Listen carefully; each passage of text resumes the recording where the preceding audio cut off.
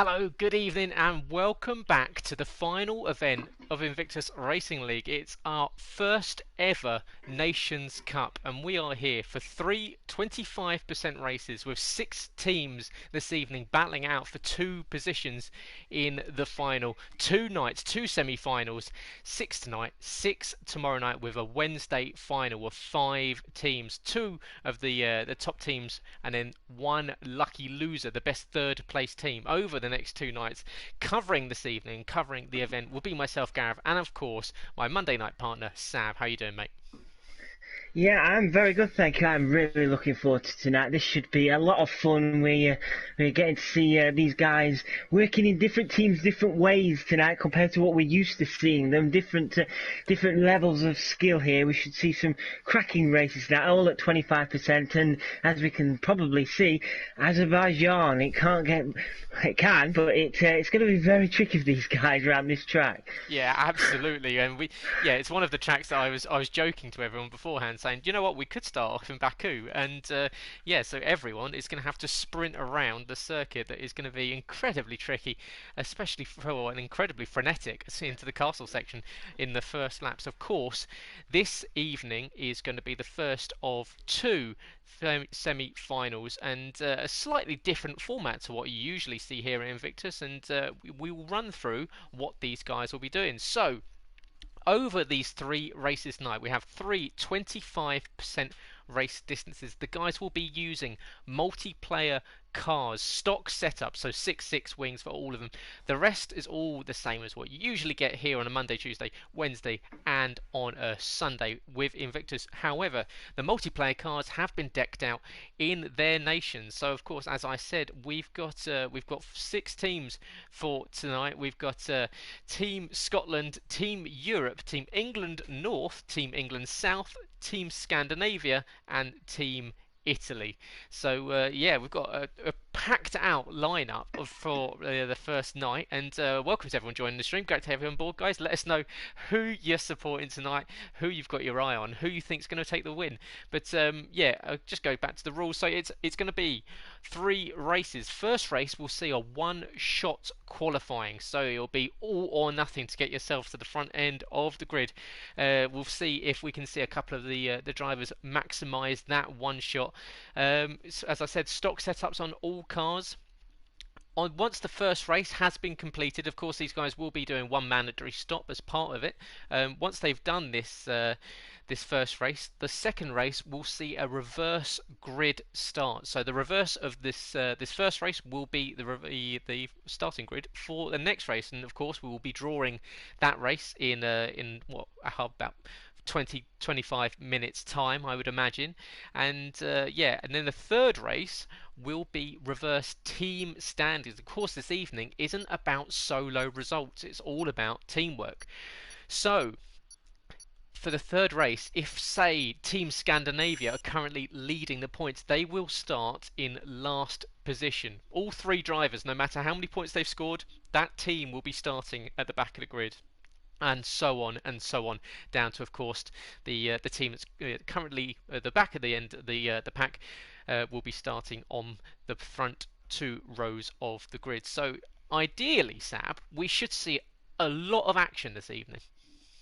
Oh, yes, indeed.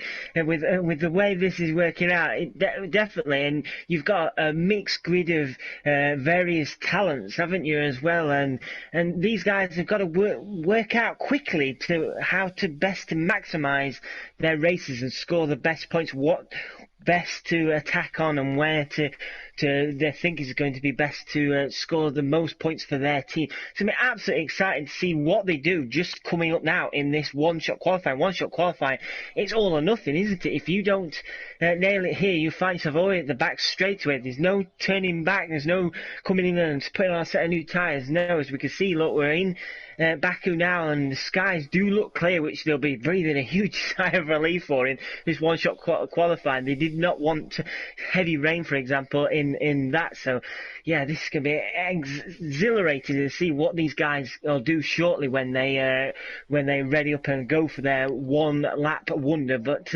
I'm just looking through these teams now as we just wait for the guys to load up, and there's some real mouth-watering teams in there, isn't there? You've got a mixture of F1 down to F3, a lot of champions in there as well. So tonight's going to be a real tasty look to see how these guys can get on with each other and try and attack this circuit. And here we go. Yeah, absolutely. We're being sent off for qualifying, and on screen, first one, we've got Real Hiroshi, the man, former IRL alumni. So he's making his return back here for the Team Italy branded car. You can see the green, the white, and the red flashing across.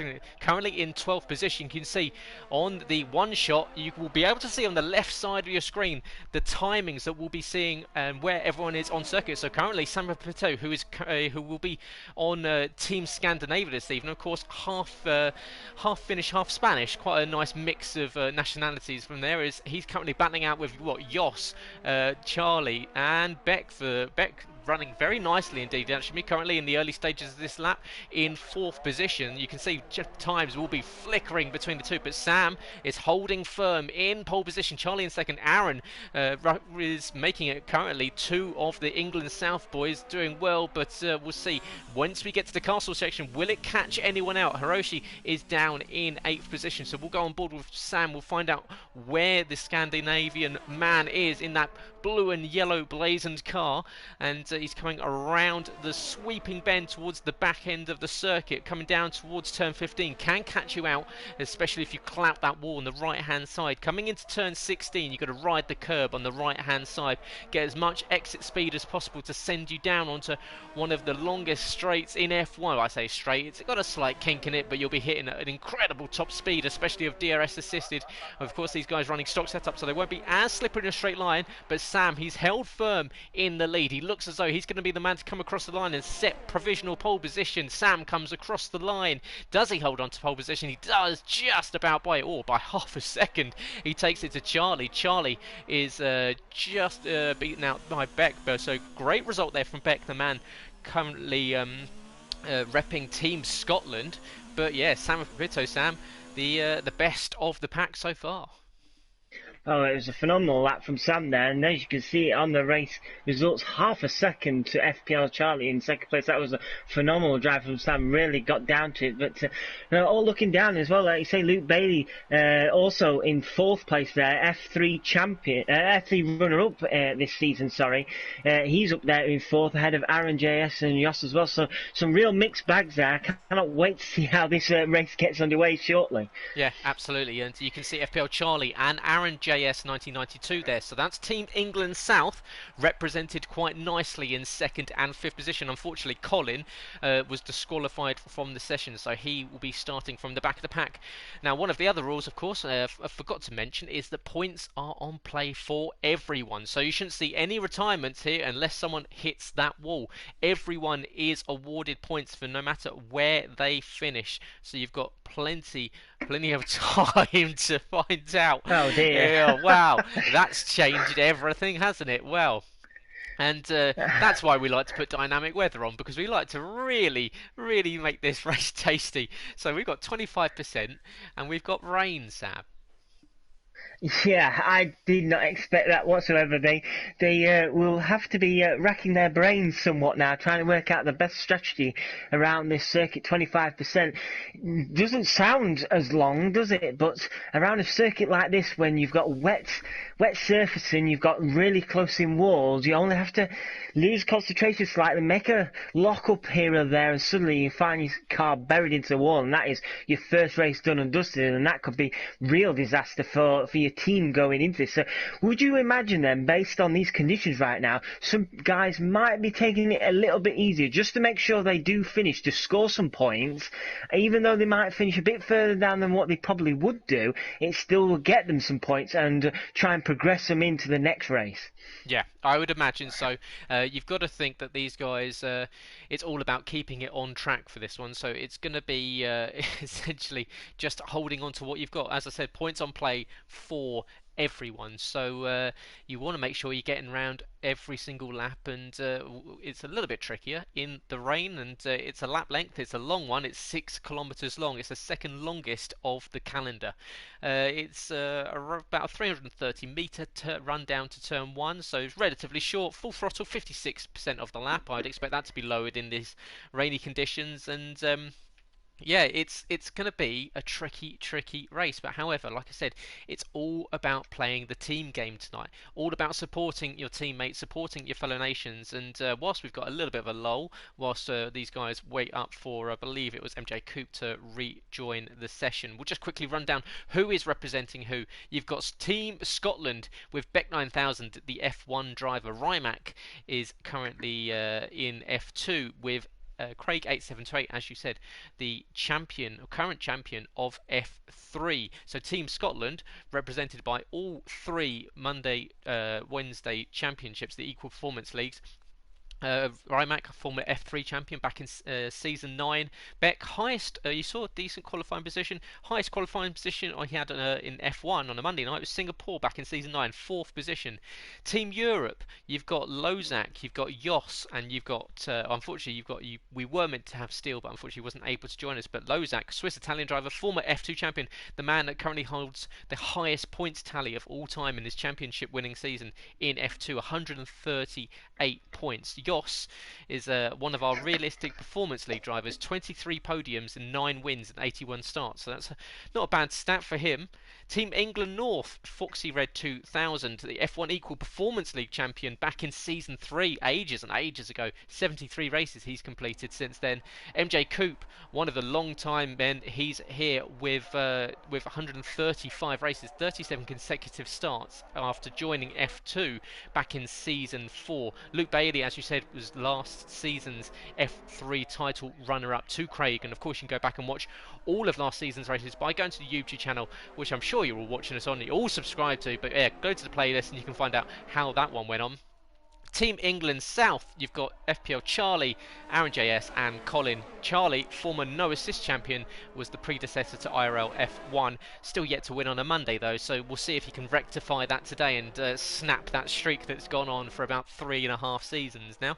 Aaron, 19 podiums and 68 starts, decent result. Always in a position to take a decent result. Colin, unfortunately for him, it was involved in one of the most unfortunate moments in IRL history. On to win the F3 Championship back in Season 6, just had to get round the final 4 corners of the Brazilian Grand Prix on the last lap and unfortunately crashed out and lost the championship by a minute amount to Sir Spud. So yeah, Colin, I'm sure, fighting from the back, will be looking at a little bit of redemption tonight, getting up and possibly picking up a final place for the Team England South and Team Italy. 27 starts between them, the main man being Lipensky, and he's down in 12th position. Current F2 driver, race winner of course, Hiroshi, and Mr. X will be with him, and they are currently in 8th and 10th position. We're on our formation lap. You can see the guys sliding the cars around, trying to get some temperature into those tyres. Sab, and who have you got this 25% race? Who have you got really as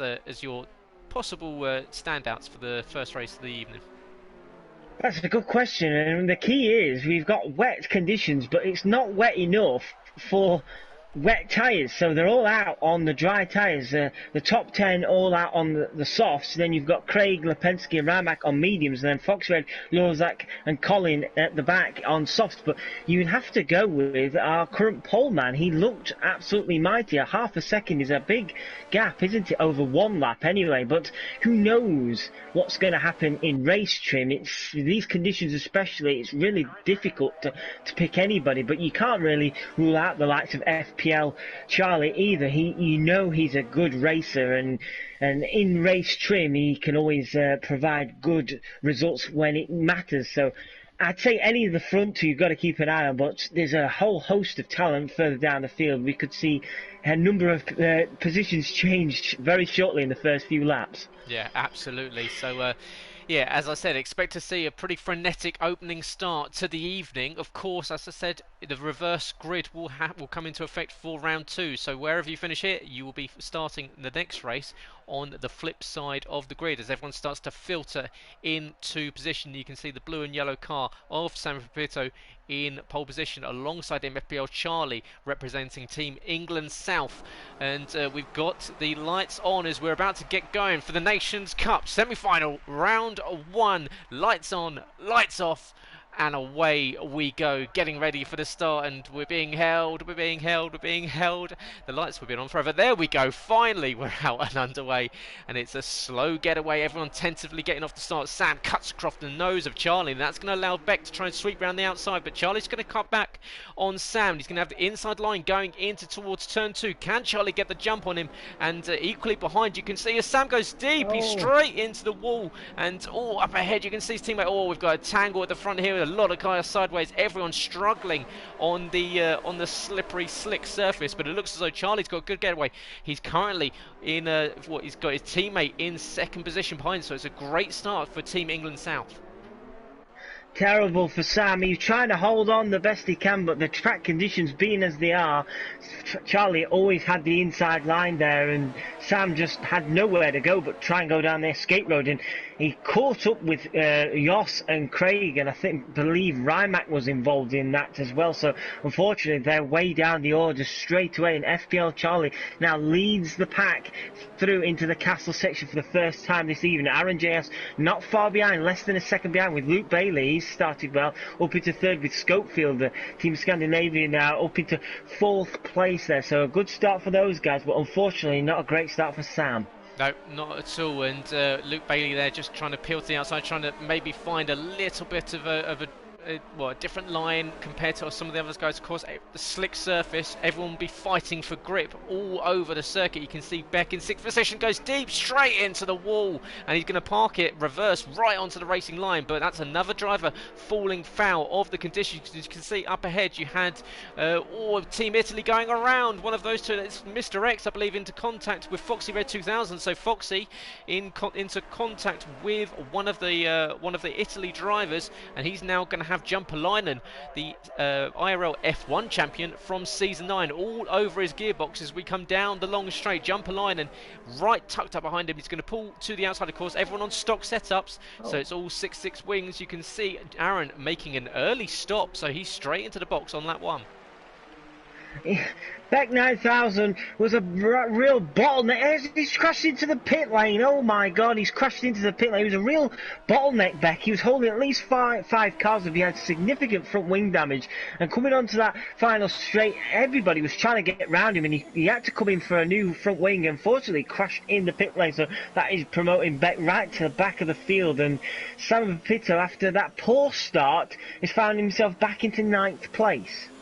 It's so Sam just about clawing some time back. You can see Hiroshi trying to go around the outside of Luke here, and that would be a fantastic move. Gets the move done. So Team Italy up into 3rd position.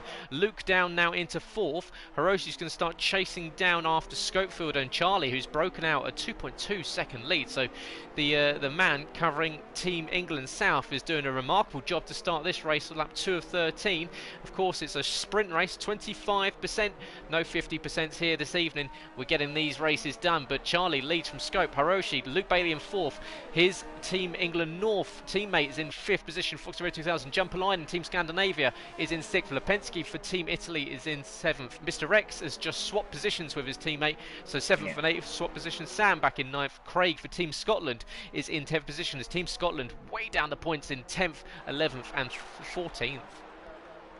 I was just about to point out Team Italy. It looked like to me, especially, that it was a definite swap of positions. But Lipensky has since then hit the wall and has took significant front wing damage to that front of his Team Italy car, and he's now got Sam clawing him. So Sam, you'd imagine, will get the move fairly quickly done on Lipensky. But it was a definite swap of positions, and it also shown you early on, doesn't it, the teamwork happening here. Mr. X was clearly the quicker out of the two, and they swap position quite quickly, and Lipensky is staying out, and Sam has come into the pits for an early pit stop. So Lipensky is going to try and soldier on with his very significantly damaged front wing. And we can see Luke Bailey closing back up to Real Hiroshi again. So Luke not being dropped by the Team Italy driver. He's also dragging his teammate Foxy 2000. So the two Team England North boys chasing down the Team Italy driver. And our former IRL alumni is currently just about holding on to a podium position. You can see, does Luke go to the side and allow Foxy Red through? He does. So there you go, team orders once again coming into play, and this is where this evening will be really, really interesting, because it's all about maximising points, maximising your position, and we're going to see a lot of these guys letting their teammates through, seeing if they can then go on and attack the driver ahead, and equally, will they then relinquish that position? Of course, as I said, it's not about solo points this evening, it's all about picking up points for your team, so you don't really mind if you're finishing behind your teammate, because you're picking up those points for your team. And by the looks of it, Luke, he's starting to get dropped by Foxy, and Foxy's starting to look racy. However, one person that is starting to look racy is Scope, who's reeled in Charlie by almost 2 seconds. Yeah, I was just going to point that out as well. I don't know if Charlie has had a mistake somewhere or what, but Schofield has really been rating up. So it'd be interesting to see when these guys do pit in. Do they pit in, go for the early pit stop, or do they try and stretch it out? Because these two at the front now have got 4.2 second advantage over third place. So Schofield at the minute is really in, and he will have DRS on FPL Charlie in the next DRS section. So FPL Charlie under some pressure as Foxy Red has now overtaken Real Hiroshi for third place. So Foxy Red now, that key move on his teammate has helped him now, and he's up into third as he almost hits the wall into turn one, but just about manages to get away with it. Gets a little deep into turn one, but he has held on to the position. Scopefielder now underneath that second mark, so he is within DRS. Of course, DRS is enabled, and it looks as though the rain is still falling ever so slightly, but of course dry enough that we can have DRS conditions. So these guys all on differing tyres. You saw some guys starting on the medium, some guys starting on the softs. A couple of drivers have made their stops, so Luke Bailey, Aaron, Sam, Beck, Lozak, Craig and Colin have all made their stops, and Jos, unfortunately for Team Europe, is the first retirement of the evening, which means that he will actually be starting from the back end of the field. So all DNFs and DSQs will actually start from the back, so retiring does not give you pole position for next race. So Jos already with a torrid evening, and Foxy Red is now starting to just about break a little bit of a gap between himself and Hiroshi, but a 3.9 second gap they've got between themselves and Scopefielder, so it's got a little bit to catch up. Behind you've got Aaron in a little bit of a trail with Sam and Beck, as Charlie picks up 5-second penalty for exceeded track limits, and that can potentially cost him not only the win but off the podium, if by the looks of it. So yeah, we'll see as Aaron tries to chase down Rymac, who's going very gingerly in the exit of the castle section. He's bringing Aaron and Sam with him, so Aaron and Sam of course have made their pit stops. Rymac yet to make it, so the Team Scotland driver is going to be looking in his mirrors and seeing a swathe of different colours, Sab, and surely it's a matter of time that these two get past if Rymac doesn't decide to come into the pit lane at the end of this lap.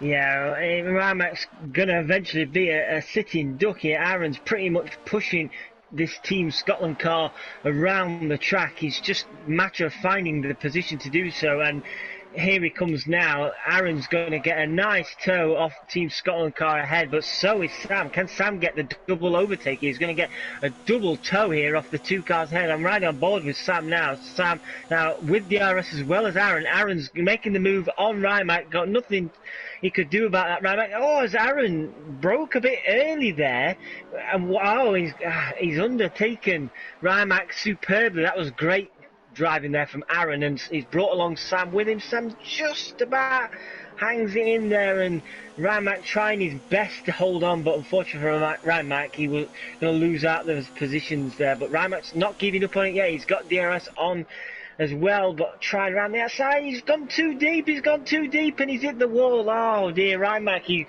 tried one round the outside of Sam, and unfortunately, similar to what happened to Sam earlier in the race, Rymac had nowhere to go and ended up collecting the wall, and Rymac now has Mr. X for company. Yep, you've got to think that that is a pit stop brewing for Ryan, and he's going to be in at the end of this lap. In fact, he's now got Mr. X all over the back of him, and will even fight him coming into the castle section there with Mr. X. Of course, we'll be able to see that there's wing damage ahead, and he's going to want to get past the Team Scotland driver as soon as possible, because he'll see his challengers and his rivals, Sam and Aaron, making their way up further in the circuit, and he's getting held up corner for corner by the Team Scotland driver. You can see Ryan really struggling for grip on the exit of every corner. Scopefielder and Charlie swapping positions for the lead of the race. Charlie in towards the pit lane, and he will be into the box, and I imagine he's got a 5-second penalty to serve as well, so he was going to be slow out of that pit lane, which means Scopefielder is your current net leader of this race. Foxy Red is the man on form right now, though. He's just set the fastest lap of the race, and Foxy Red is reeling in Scopefielder now. It's down to 2.7. It was 2.7 seconds. It's gone up to 2.9 now, but it was 2.7 seconds as Luke Bailey now beats that time with his fastest lap of the race there. But Foxy Red is looking quite hot at the moment. I'm riding on board with him at the moment. He can just see Scopefield ahead. So right now, you would have to stakes between those two for the race lead, with FPL Charlie's 5-second penalty hanging over him. Yeah, absolutely. So it's plenty of moves left to be done in this race, and we'll try and keep on top of all of them. Of course, it's gonna be very busy for everyone. So yeah, if you want to watch something, guys, if you're seeing anything, of course, it's a bit of a casual competition tonight, so we don't want to be too serious. So if you want to see something, let us know in the comments. Equally, if you are watching, of course, the usual, and we expect it every week, and we always ask for it and try to be a bit cheeky. But if you are enjoying it, make sure you press the like button. Helps us out massively. Helps us the video get recommended to new viewers, and of course, if you are new, welcome to Invictus, and welcome to the Nations Cup. It's a little bit of a pet project that I've come up with, and it's been bubbling over for the last 6 or 7 months. I think we first announced this back in January, so yeah, it's been a long time coming, but hopefully over the next 3 days will be worth it. And we're halfway through this race, and you can see you've got Scopefielder leading from Foxy Red 2000. Hiroshi are yet to stop, and then you've got Luke Bailey is back there. So Luke, however, is yet to... Well, of course, he's made that stop. He might actually come out in the lead of this race after falling back. So yeah, it's as into the box comes Scopefielder. Foxy Red picks up the fastest lap, 1:49.7. One of the caveats for this evening: the fastest lap point, that extra point that you usually get for being inside the top 10, that is extended to everyone this evening. So all 16 drivers will be able to get the fastest lap if they set it. So that extra point goes to the team, as it's going to get faster and faster, I'd imagine, with the track drying out. You can see the rain has stopped now. At least it has down the main straight. So Jumperline and Sam all go quicker, and I'd expect to see that go way down now that we're by the looks of it under dry conditions. You was talking about Luke Bailey. Scopefield timed it to absolute perfection. If it had been any slower in the pit stop phase, Luke Bailey would have jumped him. Just 4/10 of a second now, Scopefield came out ahead of Luke Bailey. So that was absolutely superb from Team Scandinavia there to get him back out track position over Luke Bailey, because FPL Charlie is just about 4/10 behind Luke Bailey. So Scopefield has jumped FPL Charlie and Luke Bailey there. So Scopefield will be flying now on these medium tyres, and you'd imagine surely Foxy Red will have to come into the pits now if he's going to try and keep ahead of this pack what's quickly chasing him down. As Lozak 97 retires from the race, and that means that Team Europe will score 0 points for the first race of the evening, and that is a hammer blow to their chances of making the final on Wednesday. Luke Bailey, however, is currently doing very nicely for himself in a net second position. Scopefielder, of course, is leading for Team Scandinavia. Luke Bailey, Team England North. Charlie, Team England South. Jumperline, Team Scandinavia. Sam, Team Scandinavia. So a load of different cars, a load of different teams in the into the box does come Foxy Red 2000, but a load of different drivers and a load of different teams all in the top 5, and that's what we wanted to see.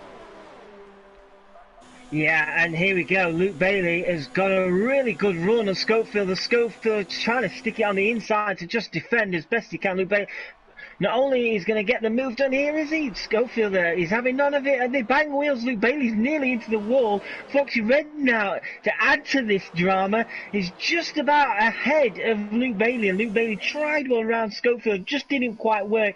He's ended up losing 2 positions there, Luke Bailey. Luke Bailey now down to 4th because FPL Charlie managed to get a sneaky move in on Luke Bailey while he was fighting for the lead, but Foxy Red, as you can crucially see, he's back out, but now less than a second behind Schofield. So Foxy Red, he was about 2 and a bit seconds behind Schofield there, down to around a second now. So this is a real fight on. We've got 5 laps left of this first race, and we've got, what, 3-4 seconds between the top 4, so all still to play for.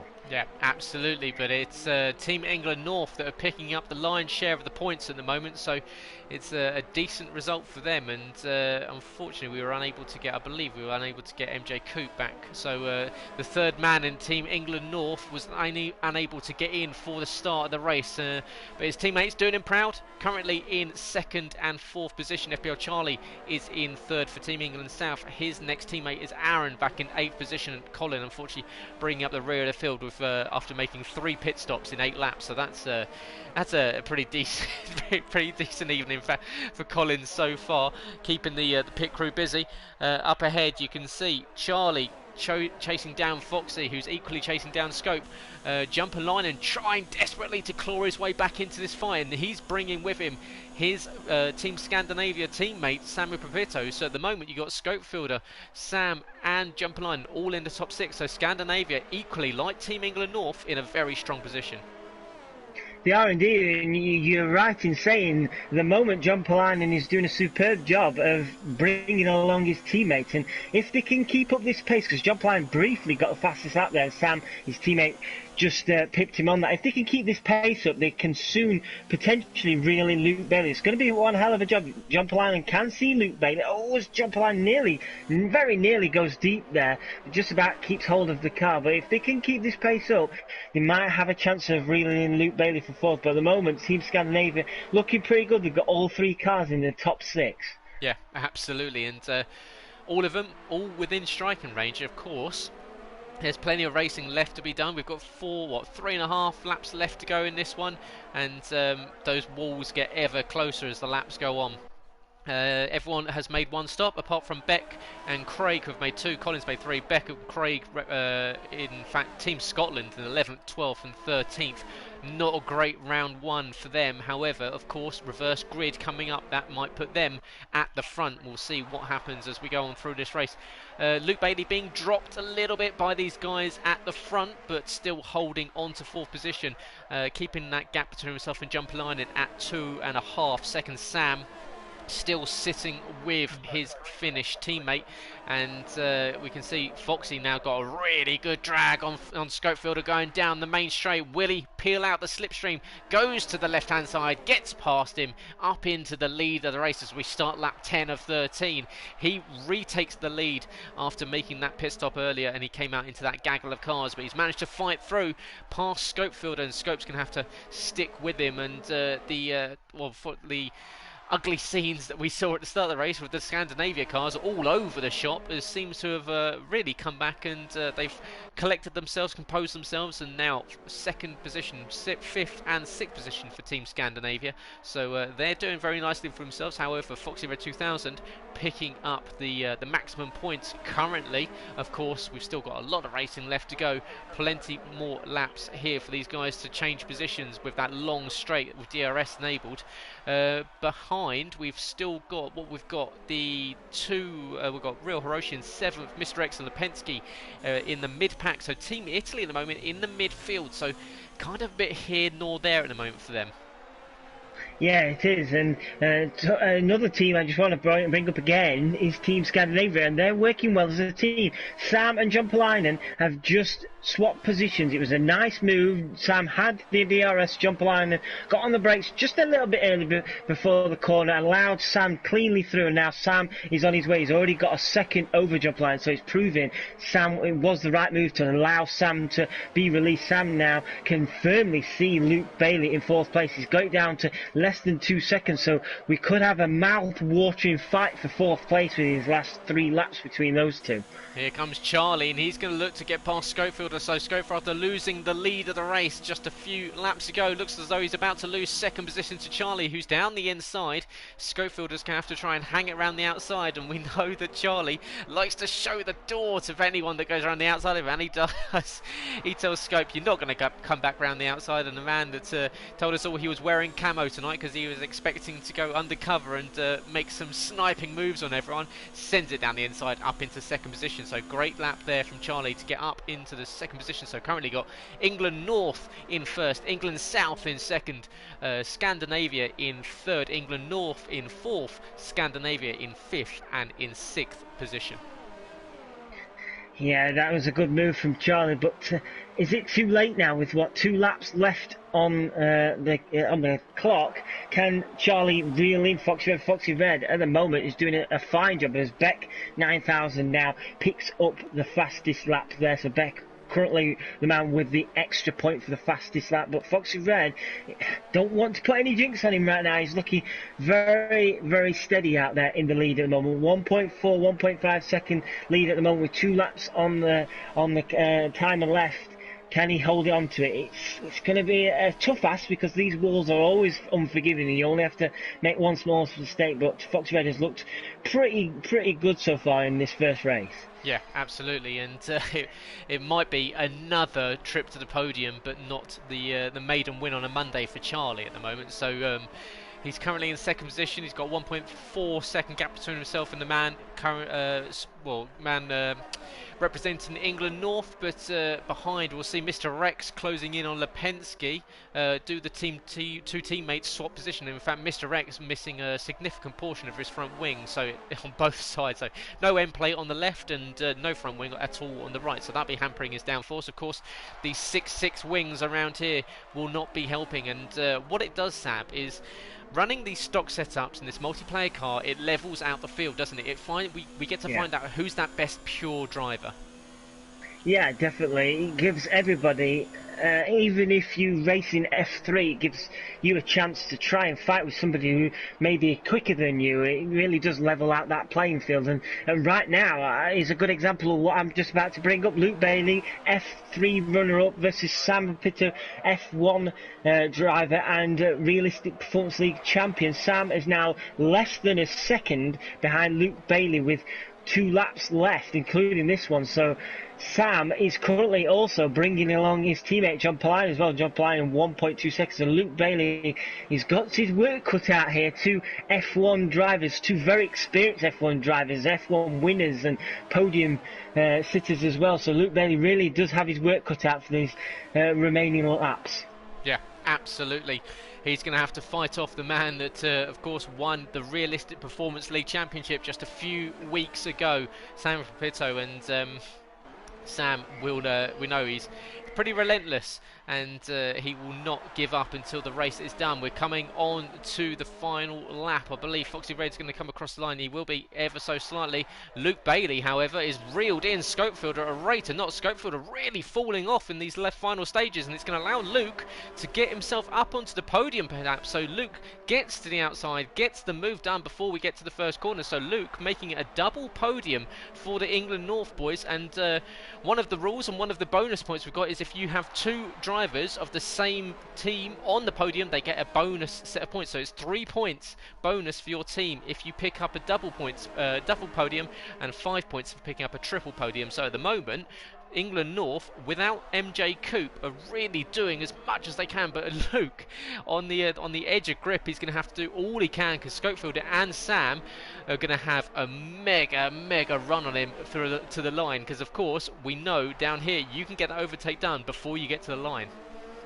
What a sight it is right now. I'm right on board with Luke Bailey. Just look, the camera angle looking behind that. All he could see was yellow and blue cars filling up his mirrors. Like you say, going to run towards the finish line shortly is going to be a real task to keep hold of this position for Luke Bailey, because he's going to have 3 Team Scandinavian cars all challenging for that 3rd place. Foxy Red now just about bundles his way over the bollards there. He's got FPL Charlie less than a second behind, but Foxy Red now should be able to see this out and take the victory here on the first race on this IRL Nations Cup. Foxy Red's just got to manage his way around these few bends here, and now it's a straight run. FPL Charlie has reeled him in, but surely we're not going to see a photo finish here. I think Charlie's just a bit too far behind. He's trying to reel Fox Red in, but Fox Red will take the first win tonight. FPL Charlie comes home in second. What is going to happen with Luke Bailey? Can he hold on to third? Yes, he can, but only just with Schofield, Sam and John Palainen not too far away. That was a great first race, and congratulations to Foxy Red. He thoroughly deserved that. He went round, didn't make any mistakes, did he? And took the race victory with just about enough time to spare. Yeah, look how close that was. Oh, you can see Rymac trying to get past Mr. X at the last minute. In front, he's put in the wall. The two come into contact, and Rymac screeches to a halt on the final straight just before the line. And it looked as though the two came to blows. Mr. X does come across the line in 10th. Rymac is going to fall to the back and retires from the race. Beck will come home in 11th position. And then behind, we've got Craig and Colin. They're going to have to get past a stricken teammate, and Craig with an eyeful of blue and white, and just about manages to miss it. Colin will pick up the rear of the field, and he will be starting on pole position for next round and the next race. He'll have Craig alongside him with Beck and Mr. X there as well. So yeah, congratulations to Foxy Red 2000. Charlie in second position, just couldn't quite close him down. Luke Bailey held off a mammoth challenge from Scopefielder and from San Francisco. Jumper lining back in 6th. Hiroshi, Aaron Lipensky and Mr. X in the top 10. But wow, what a fight between that, and what a way to start the evening. A lot going on, and yeah, we'll catch our breath a little bit, won't we, Sam? Whilst we go back to the lobby, we'll draw next race, and we'll just quickly take stock of what happened in that one. Yeah, it all started off, didn't it, with Sam trying to hold on the best he can from FPL Charlie. As there you have it.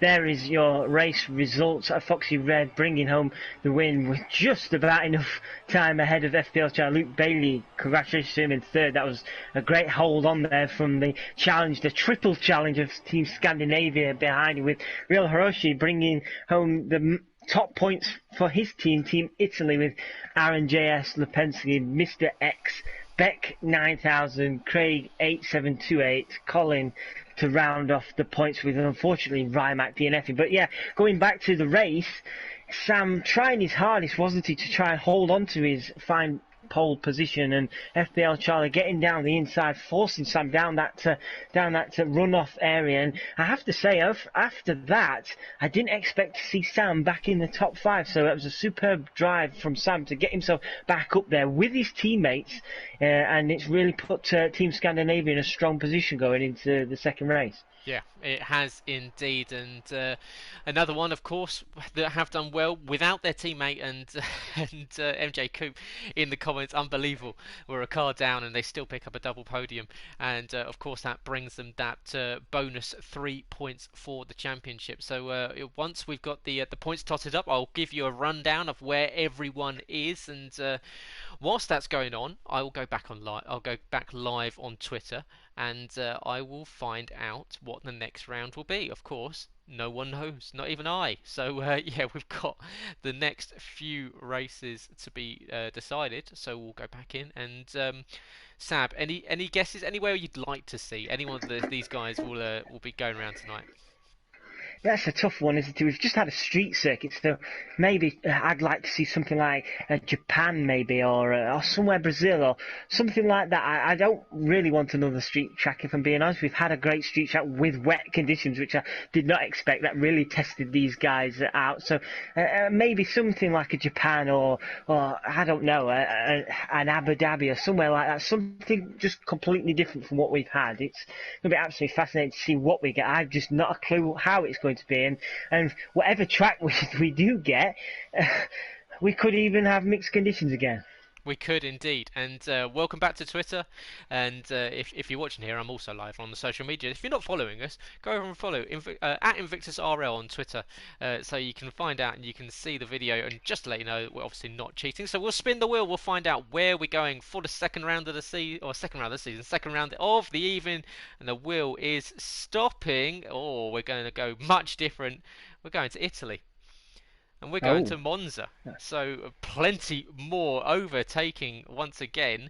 But yeah, so Sav, from a street circuit to the quickest circuit in speed wise on the calendar. So yeah, you couldn't get much different. no, you couldn't, and they're going here with six wings, which is going to be even more interesting because usually they try to take all that drag off, don't they? Try and run as slipstream as possible, and they're running there with six wings. So it's going to be absolutely fascinating to see, and we could yet still have more mixed conditions. We've had races here in the past with wet conditions, so who knows? And with the DRS train that you can have, especially what we've just seen here, running down to start finish line, we could have very similar going in Italy tonight. So we could see quite a few positions change, and we'll have the reverse grid shortly. So who knows what's going to be happening in the first few laps? Yeah, absolutely. And just looking over the points table so far, and it's looking pretty tasty, in fact, for round one. So we have a tie going into round two. Of course, we're going to have a reverse grid from last round, so the Team Scotland boys will get a little bit of a reprieve. But yeah, England North on 48 points and Scandinavia on 48 points. So those guys tied up at the top. England South back on 43 points and Team Italy on 37. And then back in fifth position, sorry, you've got Team Scotland, and in sixth position, unfortunately, with two retirements, was Team Europe. Driver down, unfortunately, Steel BL unable to make it. Lozak and Jos both retiring from the race, meaning they'll both be starting at the back of the races, the back of the pack for this one as well. So yeah, that's a nice way to start. A little bit of a tie at the top. Scandinavia, England North, but then not too much of a gap between England South and Italy. So yeah, four teams vying already for that those two automatic qualifying positions, Sam. Yeah, it's going to be fascinating to see next with the reverse grid how these teams react and how these teams take on this next track with knowing you can get a really good tow around here, how they're going to approach it. What I've really enjoyed so far tonight, we've seen a lot of good team play so far. A lot of these drivers might not have even raced on the same night as each other, but we've seen a lot of teams working well together. They've realised that their fellow teammate is a little bit quicker than them and allowed them through cleanly. There's been no squabbling between inter-team rivalry or anything like that. None of that so far as I've seen. We've seen good team play so far. So you would imagine going into Italy, if we see an opportunity to maybe battle for a top five or even a podium or even race win, you might see some slipstreaming to try and help each other leapfrog over each other to try and get close to the front. So who knows what's going to happen in this next race coming up. But yeah, it's really mouthwatering. I'm genuinely excited to see what is going to be happening here in Italy with how this racing this evening has started. Yeah. I'm just going to my big book of tracks and my commentary book to get my Italy notes, and yeah, it's a circuit that I think one of those iconic circuits in F1. Plenty of people like racing around there. A lot of overtaking often gets done, so we will find out if we are able to get a decent race. And as you say, the six wings will definitely make it a little bit more of a stunted overtake, but we're going to see, I'm sure, some very, very fast racing between a lot of drivers. And yeah, let us know, guys, in the comments. Are you enjoying it?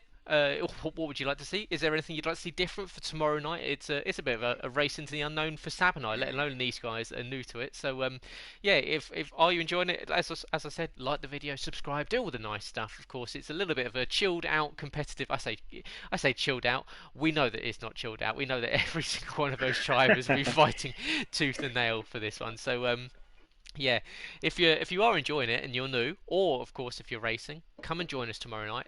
Semi-final 2 will be on tomorrow night, and yeah, if you thought that tonight was tasty, tomorrow night we've got Team Netherlands 1 and 2 alongside each other with Team GB 1 and 2, Team UK and Team UK Gold. Team Netherlands 1 will be represented by the Warislander Delanga 93 and Steen. Team Netherlands 2 will be Burmeister, TVH, Ice-T and Focky Goat. And then we've got Team GB1 will be Scott, Meglugby and Nitro Gasho, F1, F2 and F3 drivers there. Team GB2 will be Harry, this season's IRL F1 runner-up. And well-known bottle, actually, I've heard, Sab. Have you heard that one? He bottled the championship. And then you've got F2 YNWA Matty UTM, F3 Simon Palmer. They make up GB2. Team UK, you've got Arbiz, Reshka 95, and O Stephen.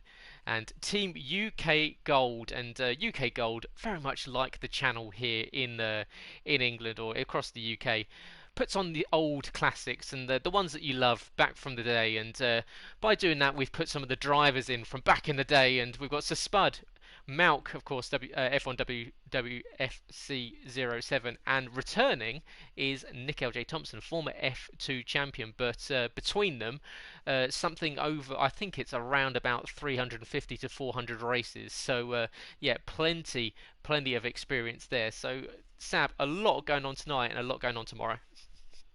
Yeah, I cannot wait. And then we've got the final on Wednesday. Like you just said, it's a complete unknown for us. But so far, I've really enjoyed this. It's great to see not only the different drivers, like I said, but to see the multiplayer cars with their liveries, with their team liveries, looking absolutely glorious. I absolutely loved. I have to say, I absolutely loved seeing Luke Bailey with the three Team Scandinavia cars behind, all looking like they were gonna swarm Luke Bailey like a bunch of buzzing bees. But Luke Bailey did well. He did really well to hold all three of those drivers off and not be allowed to get swarmed over that finish line. Held on superbly. So yeah, for me, it's absolutely superb so far. So shortly we'll be getting underway. I imagine the custom grid is just getting set now to go. And yeah, with some of the guys like Colin, who had a tough race. That race, I have to say, for himself, he'll be starting at the very front, I believe. So Colin will be at the very front. So can he get a good start way and try and have a much better race than the previous one? Because I'd say it's probably easier to finish around here than what it was around Baku. Yeah, you'd like to think so. Although we've seen in the past that Monza is one of those circuits that can catch you out, and of course, because these drivers are using the stock setup, they don't have the camber on the potentially how they like it be set up. They don't have the front and rear toe to be set up how they like it. So riding these curbs won't be the same as what you'd see in a league race, and generally what you see in for these guys when they're running day to day on the game. So they're going to have to be way more careful, especially coming out of the likes of Ascari in the third sector, because running over those curbs, it will bottom out the car way more than what you'd see usually. So it wouldn't surprise me to see a couple of guys spinning, perhaps maybe making a few more mistakes and going into the barriers and just making silly mistakes that they probably wouldn't usually use, purely because they'll be so in tuned to running these setups that they've worked hard on over the last year or so of the game, and now they go to this sort of stock setup and it's all changed for them. So yeah, it's going to be really fascinating to see how they acclimatise themselves to what is going to be a very, very tricky race. It really is, and with pit stops mandatory, one thing we have seen in the past here Invictus is the pit stop entry into this circuit is very tricky, isn't it? Because you're coming at it at full speed. We've seen quite a few drivers in the past getting caught out by that and picking up penalties and ultimately costing themselves podiums and points and all sorts. So they've got also worry about the track being a stock car, but also they've got to remember some of the fundamental basics of this track, haven't they? Because if you find yourself flying into that pit stop thinking you've got to try and make up time on the car ahead or the car behind, you could find yourself suddenly losing 2 or 3 places because of a silly little mistake. So Italy, it's going to throw all new challenges, isn't it, shortly for these guys on these stock cars. So I cannot wait to see what happens. I'm sure we'll be getting going very shortly as we just finalise this custom grid. So yeah, who would you say going into this then, Gareth? Who would you say looks like a potential for maybe pole position? Let's start with. Well, no, there's no pole. Sorry, no pole. Let's start with race win. I forget we've not got pole position. You can tell that I'm new to this. Sorry. Race win. Who would you say is likely with the reverse grid format? Who would you say is likely to try and challenge for that race win? Well, it looks as though we're going to see some decent starts for the guys in Team Scotland. So obviously Craig and Beck will be starting nearer the front. Coop, I believe, it will be allowed to start near the front due to him being unable to get into the session. Um, so there's a lot of talent up towards the front, but then equally, of course, Team Italy. Now they're in the mid pack from what we saw from they were struggling for damage in Baku, but we know that a lot of them have got pace, and what a better place to redeem themselves at their home race. I'm sure they're very well acquainted to. So I'd expect to see the likes of Hiroshi, the likes of Mr. X, and Lipensky all make a charge through the field. So I wouldn't count those guys out because much like how we see a lot of these guys in the UK kind of have Silverstone as the track that there's their go-to when they get the game and test themselves out with. I would imagine a lot of these Italian guys have the same when they go to Monza and they test it out not only on F1 2019 but on all sorts of games. Of course, we know they've got the likes of Assetto Corsa Competizione coming out very soon, and that'll be having it, and Project Cars 2, GT Sport, all the likes of that. So I imagine a lot of them are very well accustomed to Monza. So yeah, don't give a pass on these Italian boys coming through and possibly pick up a double podium like we saw from Team England North. That would be something special, wouldn't it, for the Tifosi seeing a double podium from Team Italy? They would certainly be lighting their flares and going berserk like they normally do. You will probably see all the flags going and everything else. You know what the passionate Tifosi are like, but.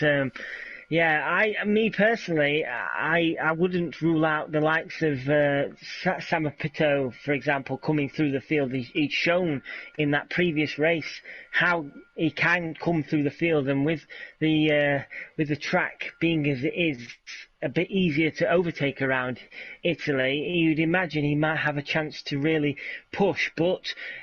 Team Scandinavia did all finish together, so they'll be all starting on the grid around each other. So will we be seeing some early team play by those guys to try and help push themselves up through the field and try and leapfrog over some of the other guys early on in the race to try and get a head start? I wouldn't be surprised to see Sam make his way up. Schofield. It's a shame, weird what happened with Schofield towards the end of that race, wasn't it? He kind of struggled towards the end. He was looking racy early on, but unfortunately for him, struggled towards the end. So maybe he can redeem himself there. But one thing's for certain with that team, they've shown that they can work as a team. So I would not be surprised to see at least one of them within the top 5 at the end of this race. Yeah, absolutely. And yeah, you can see the likes of Team Scotland who will be starting further up the field with Beck and Craig. Unfortunately, Rymac with that DNF will be starting towards the back. But Team Scotland have got points to make up if they want to make it into the final. Of course, the top 2 teams will automatically qualify for Wednesday's final, and then the highest place, third place finishers. So the 2 third place finishers over tonight and tomorrow. We'll find out who has the highest amount of points at the end of the night, and the team with the highest points will make it as lucky losers. So we'll only have one third place finisher making it through to make a 5-team final on Wednesday. And of course, you can find that all here on YouTube as usual with all the good stuff. And Sab and I will be covering it, and we'll be here every evening from 8 p.m. And this will be our last foray on the game, Sab. And whilst we just quickly wait for the grid to be finalised and sorted out, what's your takeaway from this game? We've covered it for almost 365 days, and we've done a lot of work on it with IRL F1, and equally, I think we teamed up in Realistic Performance, I believe it was once this season. Yeah. So what's your takeaway from this game?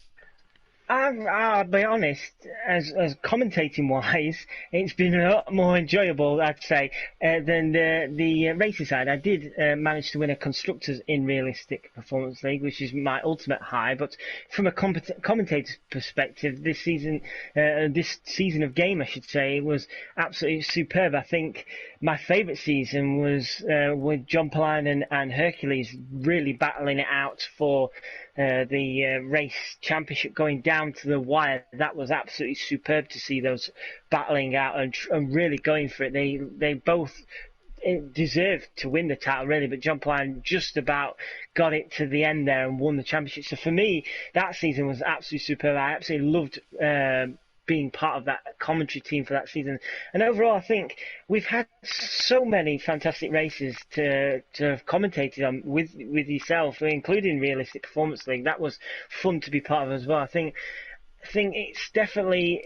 I can see why some people might have got tired of it now. It's been long, hasn't it? This playing on this game, but I think we're all ready now to start fresh on the new game. But overall, I've thoroughly enjoyed F1 2019, and if we can have some of the seasons what we've had on this game going into the next game, I'm just going to be super excited because some of these guys are absolutely superb to commentate on and watch, and if they can bring that in the next game, it's going to be absolutely fantastic for us to commentate on, but for everybody else to watch on YouTube.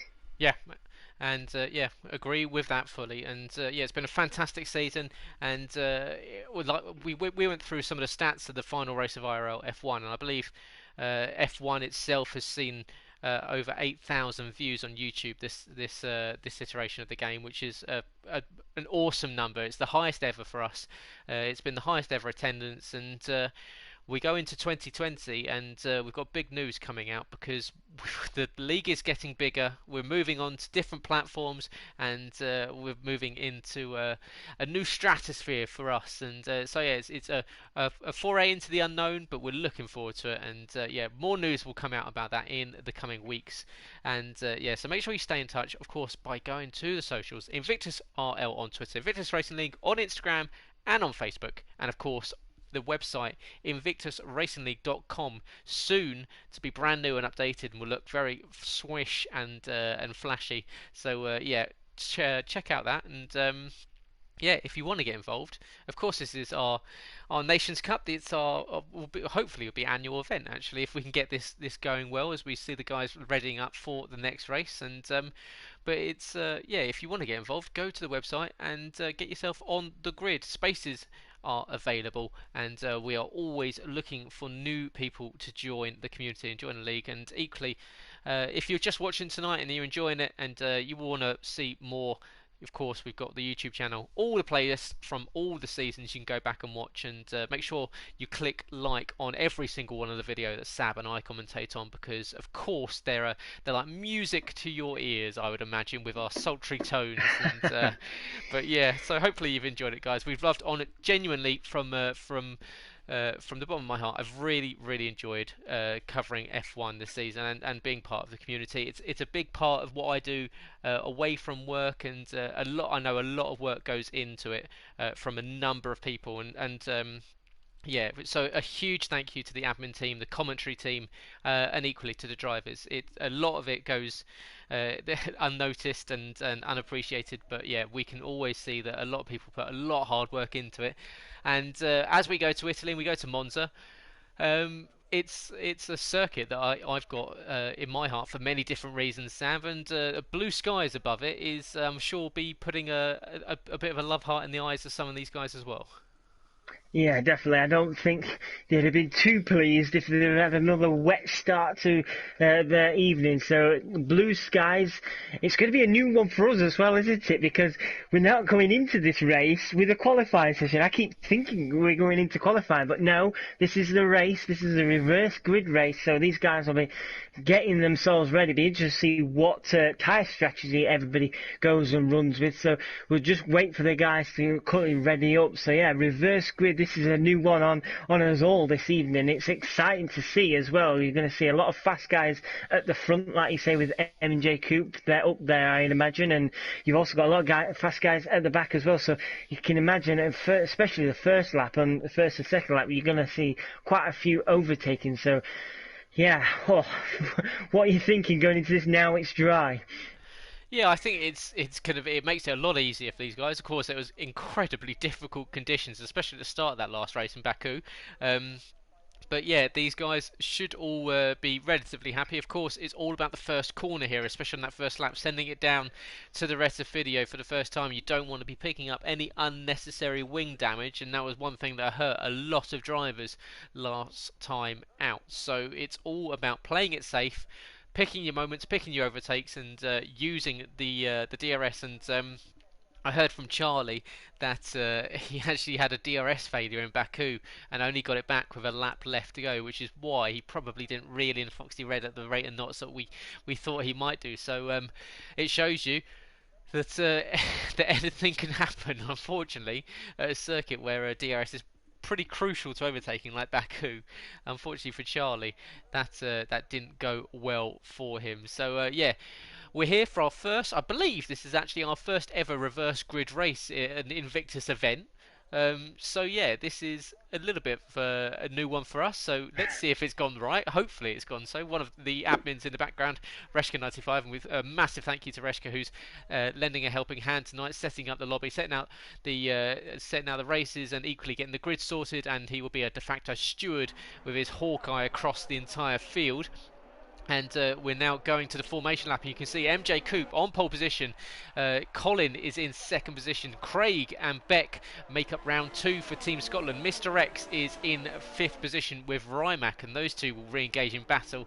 Lipensky back in seventh. Aaron is in eighth. Hiroshi in ninth. Jumper Linen is in 10th with teammates Sam and Scopefield of company in 11th from 12th. Luke Bailey is in 13th. Charlie back in 14th. And Foxy Red is in 15th with Lozak in 16th position after retiring from the last race. He starts at the back of the pack, and with Jos unfortunately suffering with an internet outage, that now makes it only one driver for Team Europe. So it looks as though we're now in a five-car battle really for this push towards the two automatic qualifying positions. But now you've seen the grid, Sab. Where's your money going? You've got Coop and Colin, an F2 driver and an F3 driver. Then you've got Craig, F3 champion, Beck, F1 driver, or current F1 driver, Mr. X, alumni, F2, F2, F2, F2, and then you've got your F1 drivers. So where's the challenge coming from?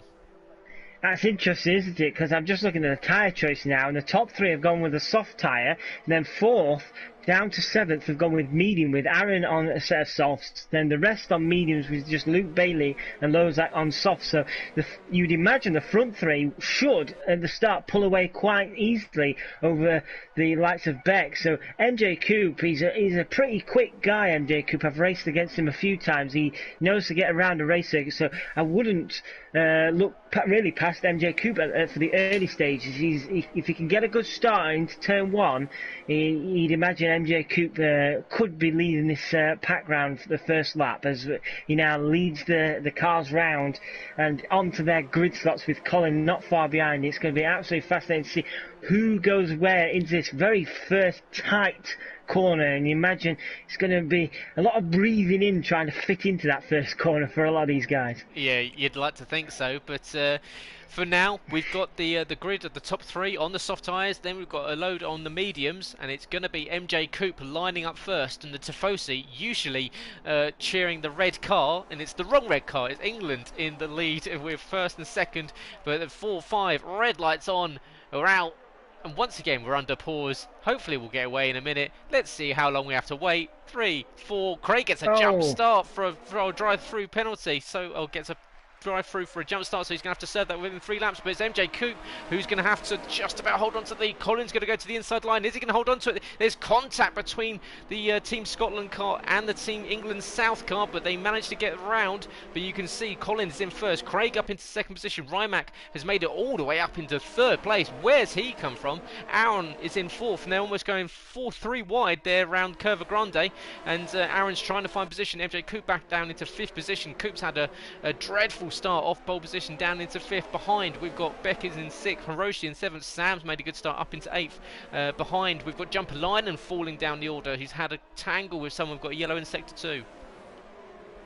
Yeah, I'm not sure what happened with Jumper Linen, but he unfortunately has dropped all the way down the order. But just looking forward, you would imagine Team Scotland, surely Craig is going to allow Rimac to go past, because even though Craig's now pushing Colin, surely with that drive-through penalty, Rimac surely should be given that place and allowed to have a go at Colin. And there you go, Rimac now going down the inside of Craig, and right on cue as I'm talking about it, Craig does allow Rimac through, and what a start that is from Rimac.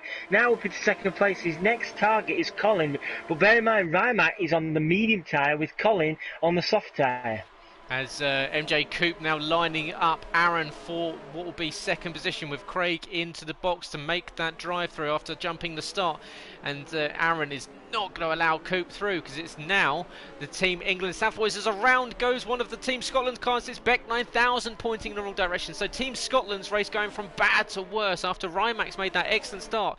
Craig in the pit lane. Beck spins it at the rest of video and he goes around, but Colin holds on to the lead of the race. Beck's in Rimac's in second, Aaron in third, Cope still on him in fourth position. Behind you've got this gaggle of cars. You've got Hiroshi now up to fifth position. He's got Sam Pepito who's all the way up into sixth. Sam making a great start, chasing down the Team Italy driver in his home race. Behind FPL Charlie equally making it. All England South boys in the top 7, so it's a great start for the blue and red car.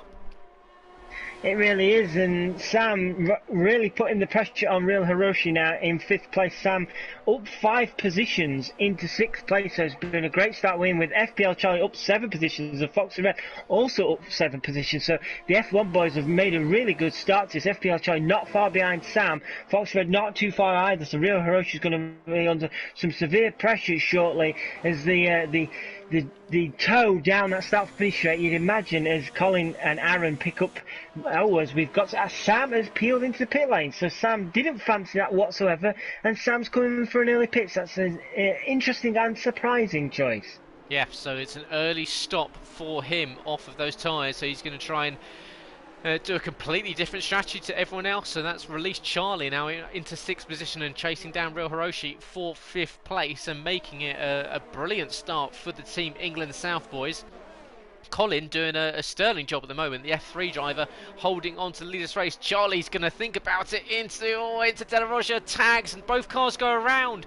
He didn't really, there's going to, both cars not thinking about returning to circuit at all there, and they've tangled up with several others, and that was silly between both of them there.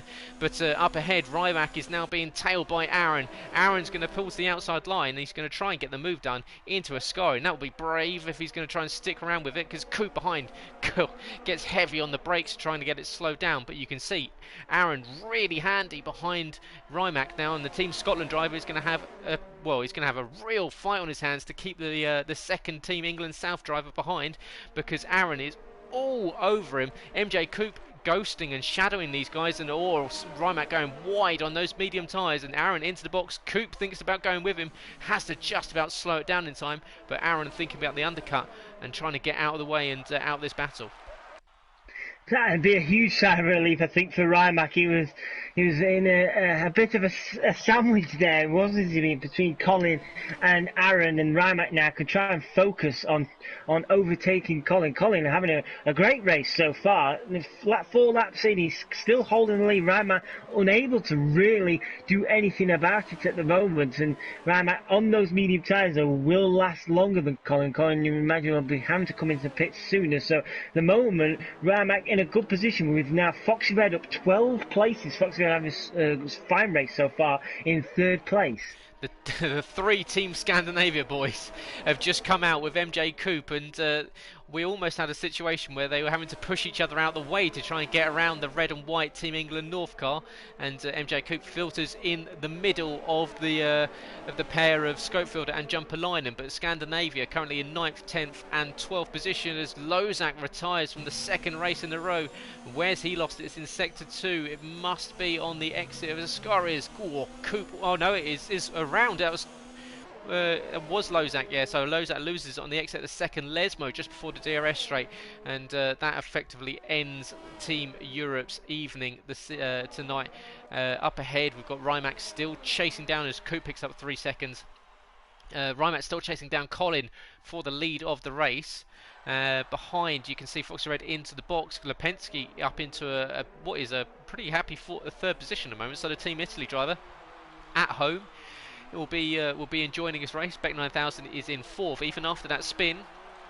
Behind, we've got Foxy Red. Sorry. He's just coming out in behind because we've got Aaron being overtaken by Sam. So that's a change of position there between 5th and 6th position. Scopefielder in 7th. Coop down to 8th and 9th as the second Team Scandinavia car gets past into the rest video. It's looking like those medium tyres really aren't very favourable right now, but Rimac is trying his hardest to get past Colin on those soft tyres. A lot of guys coming in to get rid of the medium tyres, put on a set of soft tyres. That's exactly what Foxy Red did, but at the moment Rimac on those medium tyres, still trying to put the pressure on Colin. Colin's still holding on to the lead of this race. These two at the front now have got about a 7-second lead over Lipensky at the moment, so they're in a bit of a race of their own at the minute, but Colin still doing nicely, and you can imagine he's going to probably come into the pits sooner rather than later. And no, yes he does. At the last second peels into the pits there. He teased us a little bit. He even teased Rimac, but he gave Rimac the toe, and now Rimac now takes the lead of the race going into lap 6. He does, and of course he's on that differing strategy, so we'll see what he can do. Can he extend this stint, or will he come in the next lap or so? And of course on these 25% races it's kind of 50-50 on the tyres. They're not all that much quicker, but behind you can see Simon Papito now up into 3rd position. We've got the 2 Team Scandinavia drivers swapping places. Colin now feeds out into 4th, and by the looks like he's just going to get out ahead of the 2 Scandinavia drivers. Will they get it slowed down behind him? They do. So Colin out on those medium tyres. Behind, he's got a heap of drivers on the red-walled soft rubber.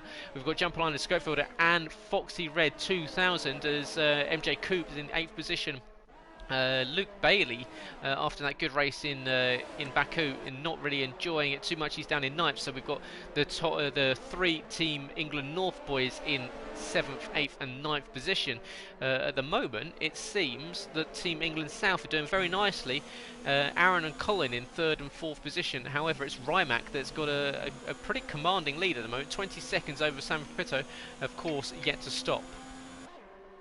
Talking of Team England South, FPL Charlie has just overtaken Team Italy's Lipensky for 10th place. FPL Charlie now making some moves after that earlier incident. His next target is Luke Bailey in 9th place, but Lipensky isn't really giving this up, and through a scary, Lipensky's trying to hang on to the back of FPL Charlie's car the best he can, but at the moment it's looking quite good, isn't it, for Team England South? 3rd, 4th and 10th right now.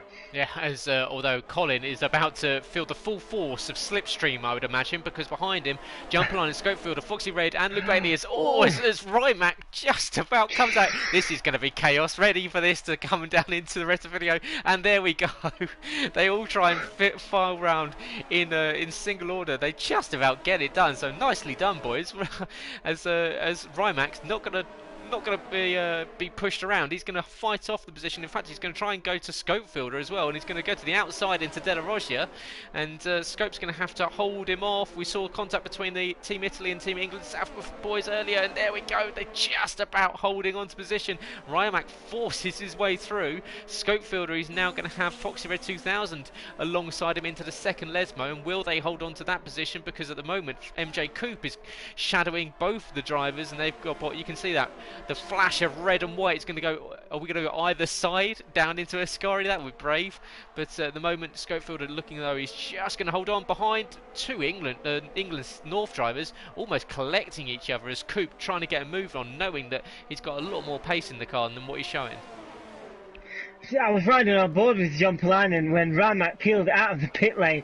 John Polainen did absolutely superbly to react to that car coming out and just about kept it out of trouble. But Colin now is going to be under some more pressure. Colin going down to turn 1, you'd imagine he's going to get swarmed once again. And there goes John Polainen, and he's bringing Rimac along. Can Rimac get the move done on John Polainen as well? He's going to think about it round the outside, but surely John Polainen's not going to allow that. But Rimac bullies his way through, and Rimac Rimac takes 2 positions there. Nicely done there from Rimac, and Team Scotland there round the outside now, but John Polainen is not giving this up whatsoever, but John Polainen will be on the outside, and you imagine Rimac just needs to park this car cleverly, and Rimac does keep hold of 3rd place. That was superb driving there from Rimac. Oh, I love Monza so much. It's so good. We get to see overtakes like this. You can see just how much these guys are fighting the car. Of course, the stock setup 6.6 wings means that you're just having to fight the car all over the place. There'll be understeer left and right,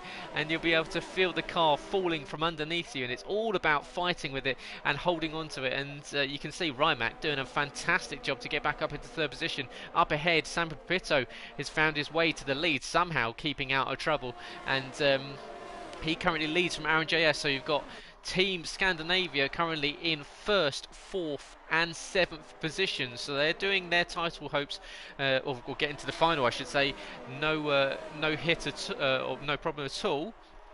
Aaron JS has got his teammate Colin in 5th, Charlie's in 9th, so that's not too bad. And then of course you've got the England North boys. You've got MJ Coop, Luke Bailey's in 11th, MJ Coop is in 8th, and Foxy Red in 5th. So the guys that were running in the top 3 in the championship are doing a pretty tasty job at the moment, and it doesn't look as with 4 laps left to go that we're yet to see the end of the battles.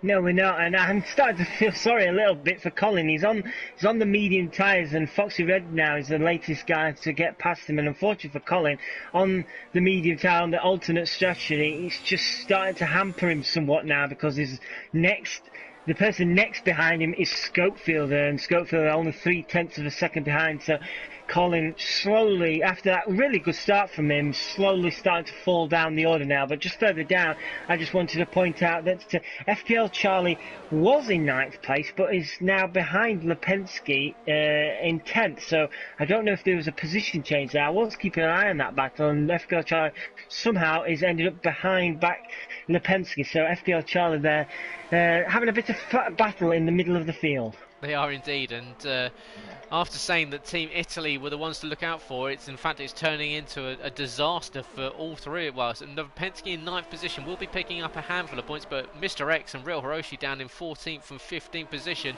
and it looks as though Lipinski's about to lose this position, because Charlie sends it down the inside, down the straight, and pretty much without any reply up into 9th position. Lipinski down into 10th. Colin was overtaken by MJ Coop, so Colin now down into 8th position with his teammate chasing him down. Up ahead we've got Jumper Line now closing in on Rimac, so Team Scandinavia really putting the pressure on now. We've got Jumper Line in 4th and 1st position. They're looking for those bonus points that England North had in round race 1, picking up a double podium. MJ Coop is trying to recover his race somewhat after falling down the order a little bit, and he's managed to get past Schofield. Schofield got past Colin, but MJ Coop has got past the pair of them, and MJ Coop now back up into 6th place. So a bit of a recovery drive here from MJ Coop. It's surprising really, because Schofield was looking pretty handy on those soft tyres, but MJ Coop just looking a bit quicker on the medium tyres, and currently MJ Coop is now in 6th place. He's got about 3-second gap to Foxy Red ahead of him with 3 laps to go, so it'll be a tough ask, I imagine, for MJ Coop to try and really Foxy Red, because Schofield is not really being dropped by him yet, so Schofield will have DRS here, as MJ Coop, I thought MJ Coop was going into pits then, but no, he was just trying to break that toe from Schofield there. Charlie picks up 3 seconds, and that's not going to help him at all, but obviously pushing very hard to try and close up to his Packers. Oh, bumping over the curbs goes Rimac, and that's going to really hurt his exit speed, and the eyes of Jumper Line and Foxy Red would have lit up seeing that Team Scotland car effectively well, making a mess of the under tray. I'd imagine that Team Scotland car, but he manages to hold on to the position. Luke Bailey picked up a penalty just a second ago. He's down in 11th position, sorry, fighting with Lipinski. So Team Italy struggling in their home race. Jumping Line and Foxy Red, who's having another good race after picking up the race win in Baku in round 1. He's currently in the 5th position, so England North looking pretty handy for another haul of points heading into the 3rd and final race of the evening, and equally picking up one of those automatic qualifying positions for Wednesday's final. So We'll see if him and Coop play the team game. Can Coop keep Scopefielder behind? Behind then Charlie, and swap positions with Colin. So Colin letting his teammate through. So now it's Colin's turn to play rear gunner against Lipensky, who's about a second behind. We'll see jumper line and still closing in on Rimac. Now, does Rimac make that same mistake again? And Ryan down into T1, get the brakes locked up properly. Don't go bouncing across the curbs.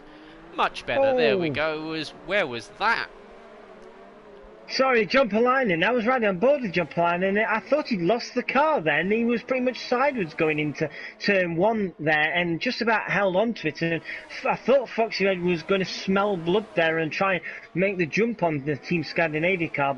But unfortunately for Foxy Red, he was just a bit too far behind, and jumper line does recover 4th place. But yeah, I'd have to say, it's been an absolutely fine drive from 7th pit at the moment, up 10 places into 1st at the moment, and 2.6 seconds ahead of Aaron JS in 2nd place. Sam Pitter with a lap and a bit left of this 2nd race, it's looking odds-on favourite right now to take the win and really nailing a good haul of points for his team.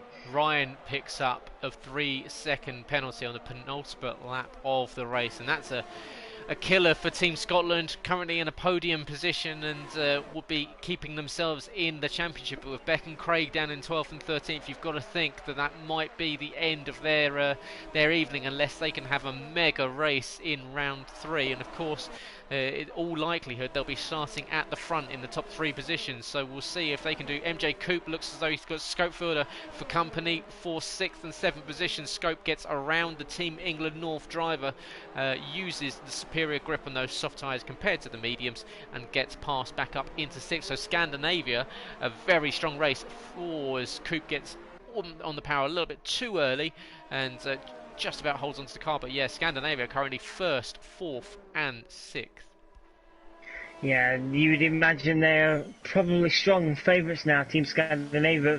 Based on that and what's to bring in the 3rd race, they're going to have their work cut out all again, aren't they? So at the moment they're looking the favourites, but who knows what's going to happen in race 3. Team Scandinavia really bossing it here at the moment. Just wanted to tell you what's going on further down. We've got a nice little battle here for 9th, 10th, 11th and 12th at the moment. There's about 2 seconds between all of them, so just going into this last lap now, any points can still be fought there for just outside the top 10. As Rimac and Aaron are going to go side by side on the final corner around the Parabolica. Aaron got it wrong out of Ascari, and he's going to try and block off Ryan wherever he can. They're going to come across the line sideways. Ryan's going to get him on the line, but he's going to drop him penalties off the podium. Sam Fitto picks up the win. Aaron in 2nd, Jumper Line in 3rd, Foxy in 4th, Scofield in 5th. Ryan drops down to 6th position. Coops in 7th. Charlie is going to drop way down. You can see how close it is between so many drivers. Colin makes 8th, Lipensky in 9th, Beck in 10th. Charlie drops to 11th. Luke is in 12th. Craig is coming across the line in 13th position. He's got Mr. X just behind him. The Team Italy drivers really struggling in their home race, of course. We saw the contact between FPL Charlie and Mr. X early on in this one. And Real Hiroshi's coming around the Parabolica for the final time.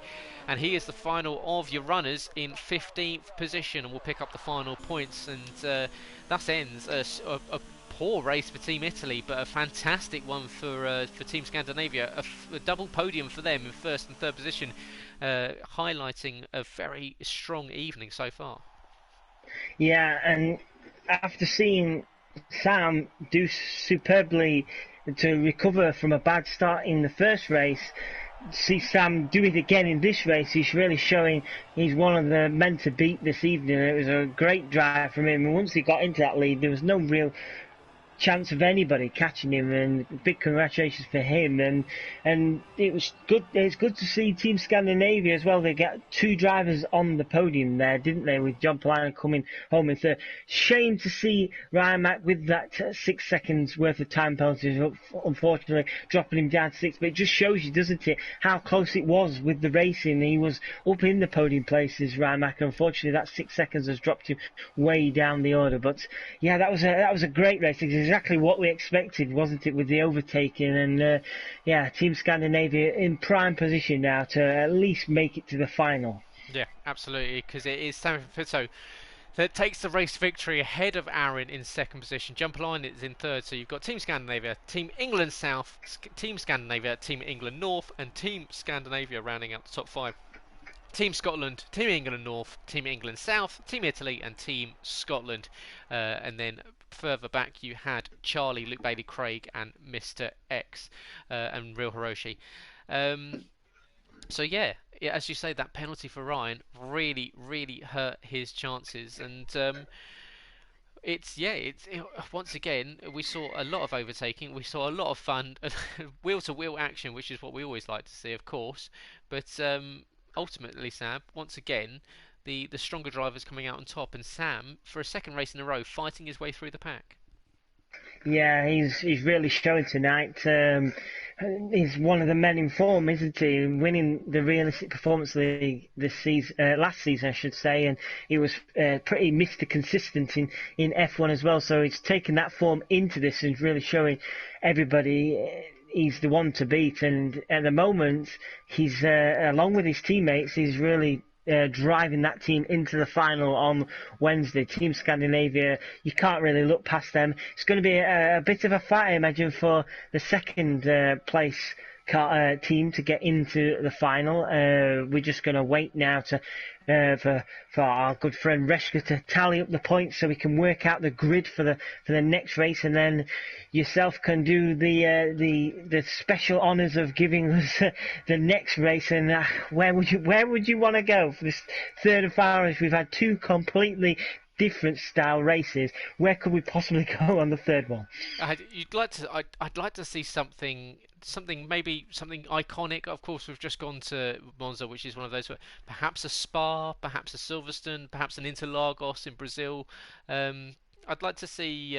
Although I tell you what would be nice, an Austria would be nice. A very quick lap, only a couple of corners, a lot of overtaking on offer. But yeah, it's. I mean, there's a lot of tracks left to choose from, and yeah, let us know in the comments, guys. We can see you watching.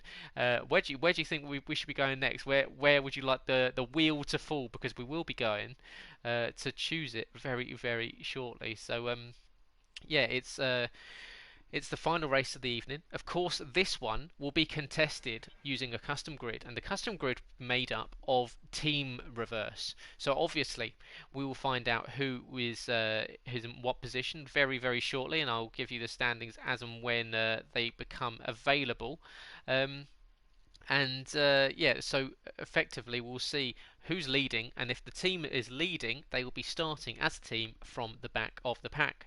So by the looks of it, as the points are being totted up right now, I can see them being changed right in front of me, and I'd like to thank Reshka because he's doing a fantastic job, and he's put a lovely spreadsheet right in front of my eyes that I can see being amended currently, and yeah, he's he's leaving me notes. So yeah, thanks Reshka.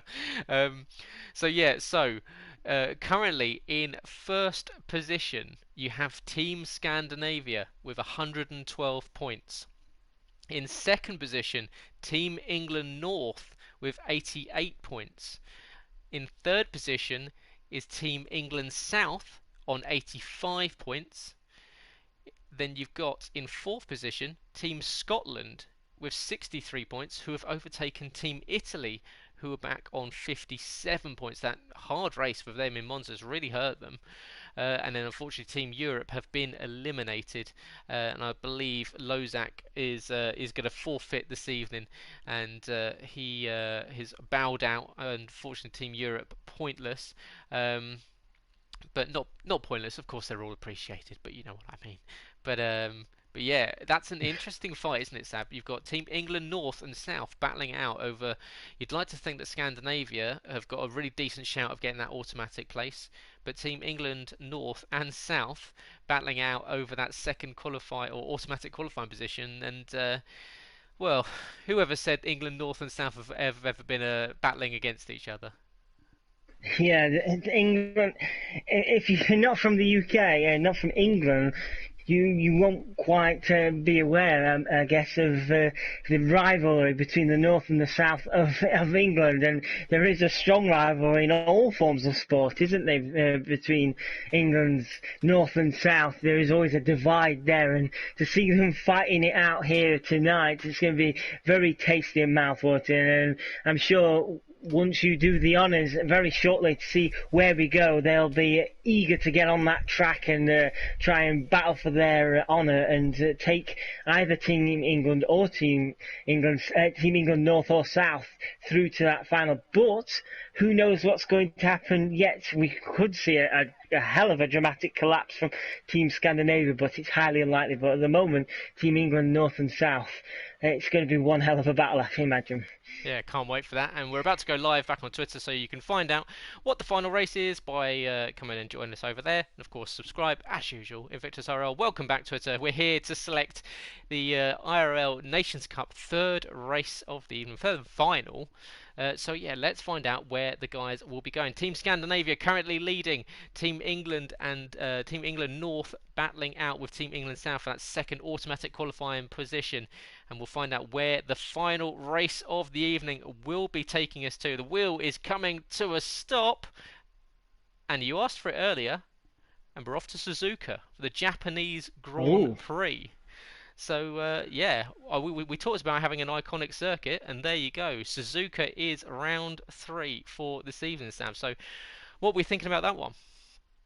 Oh, I'm really excited about Suzuka. Suzuka, it's a tough track, isn't it? You've got those S's and the 130R. It's a very iconic circuit, and it's also a very tough track in terms of overtaking. There's not much places around it to overtake. You can try and get one move done in to turn 1 into turn 2, but apart from that, you've got to remain patient around here as well. And with these stock setups as well around this circuit, it's going to be very tricky for these guys to even keep it on the track, I imagine, because you don't want to be overdoing it around here, because you can easily find yourself off the track. So this is very tasty. I'm really glad to see we've got Japan on the track. I was keeping my fingers crossed that we would get it at some point over these 3 days, and we have. So yeah, this should be a very interesting race. And again, this is another track, isn't it, what is quite often famous for its intermittent weather, so who knows what we could get there. We could even get similar to what we've got in Bahrain, or we could just have glorious skies, or even a full-on downpour. You know, Japan is known for its monsoon type weather sometimes, so who knows what we're gonna get. But these guys, they'll be getting their thinking caps on, I imagine, trying to work out how to play this, because I imagine there's going to be a lot of team play around here, because if you can't really get the overtake done, you don't really want to try and allow another team to get the overtake done on you. So I imagine DRS and team play might come play a lot around this track. Yeah, absolutely. So yeah, it's set to be a mouth-watering end to the evening, and Yes. Team Scandinavia really trying to fight their way back through the pack, and not that many overtaking options here. So yeah, they're going to have their work cut out if they're to hold on to that automatic qualifying position. Of course, Team Scandinavia will be starting from the back of the pack. So regardless of any or DNFs, DSQs, of course, that didn't happen, I don't believe, with Lozak missing out. So Team Scandinavia will be starting in 15th, 14th, and 13th position. Ahead of them will be Team England North, then Team England South, then Team Scotland. So you'll have Team Italy first, second, and third on the grid. So yeah, it's gonna be this was the one kind of when I was kind of plotting and trying to come up with different ways of making this like slightly more exciting. This was the one rule that I thought might be that sort of like real mix up for everyone, because this is where the team game comes into play. You're all next to each other, which means into turn 1 you have to be very careful. And equally, do we see guys let each other pass to get to see who's got the best pace around here? Do we see people play perhaps a rear gunner role and maybe even hold up the guys behind, and see the likes of, I don't know, one of the team or Team Scotland drivers? They're going to have to go all out in this one if they're to make that second qualifying position, or try to get the highest amount of points for the lucky loser in third. But yeah, it's really these guys, I would imagine a lot of them will have their own little party chats or group chats that will be talking about tactics when it comes into one. Do we see people going on the offence? Do we see people playing the defensive game and hoping to keep the likes of Team Scandinavia and the two Team Englands behind them?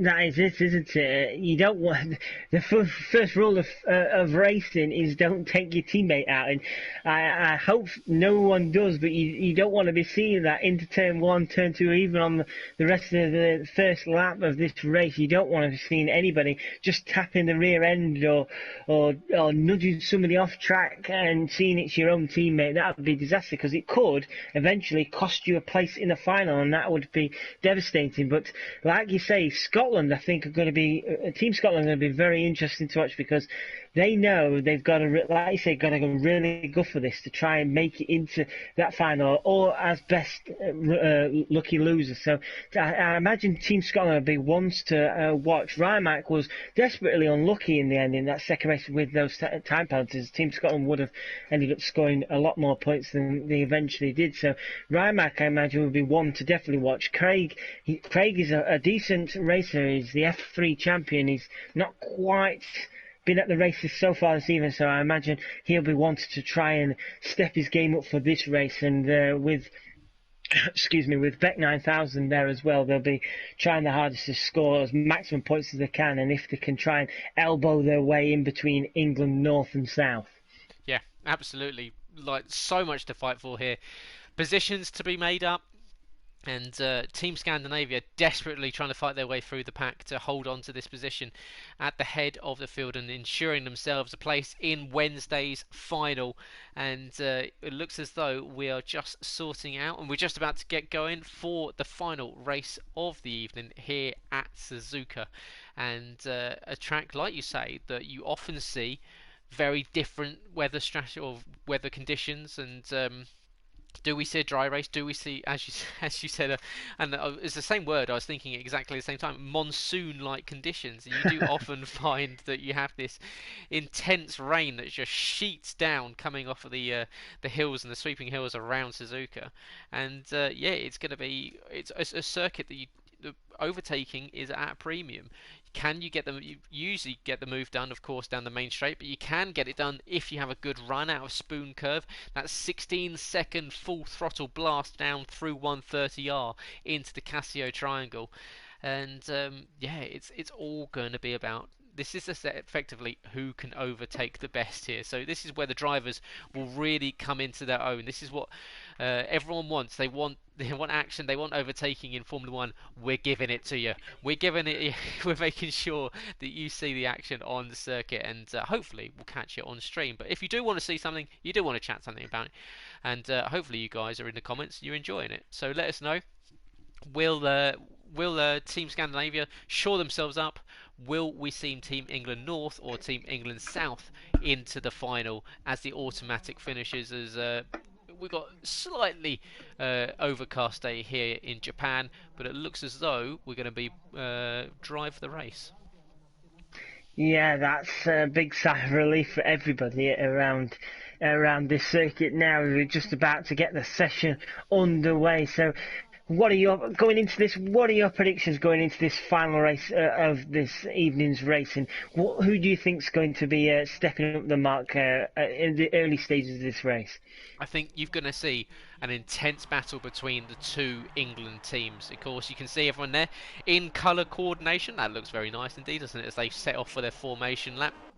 I think you're going to see Team England South doing all they can to hold off the fight from Team England North behind, because of course they just need to beat them. They're currently only a few points back. They're only 3 points back, so they just need to ensure that they outscore them by a couple of points. So that's really where the fight is. And Team Scotland, they're still with a very outside chance of making the final. Of course, they'll have to, I would imagine they'd have to pick up the race win and perhaps a second podium to make up for the fact that, of course, Team England North and Scandinavia have both picked up bonus points for double podiums this evening. So Team Scotland need a decent result tonight, but Team Italy, 57 points. It looks as though, unless they effectively lock out the podium at the end of this one, that they might be out of the running. They kind of need results to go their way and others to fall off the track.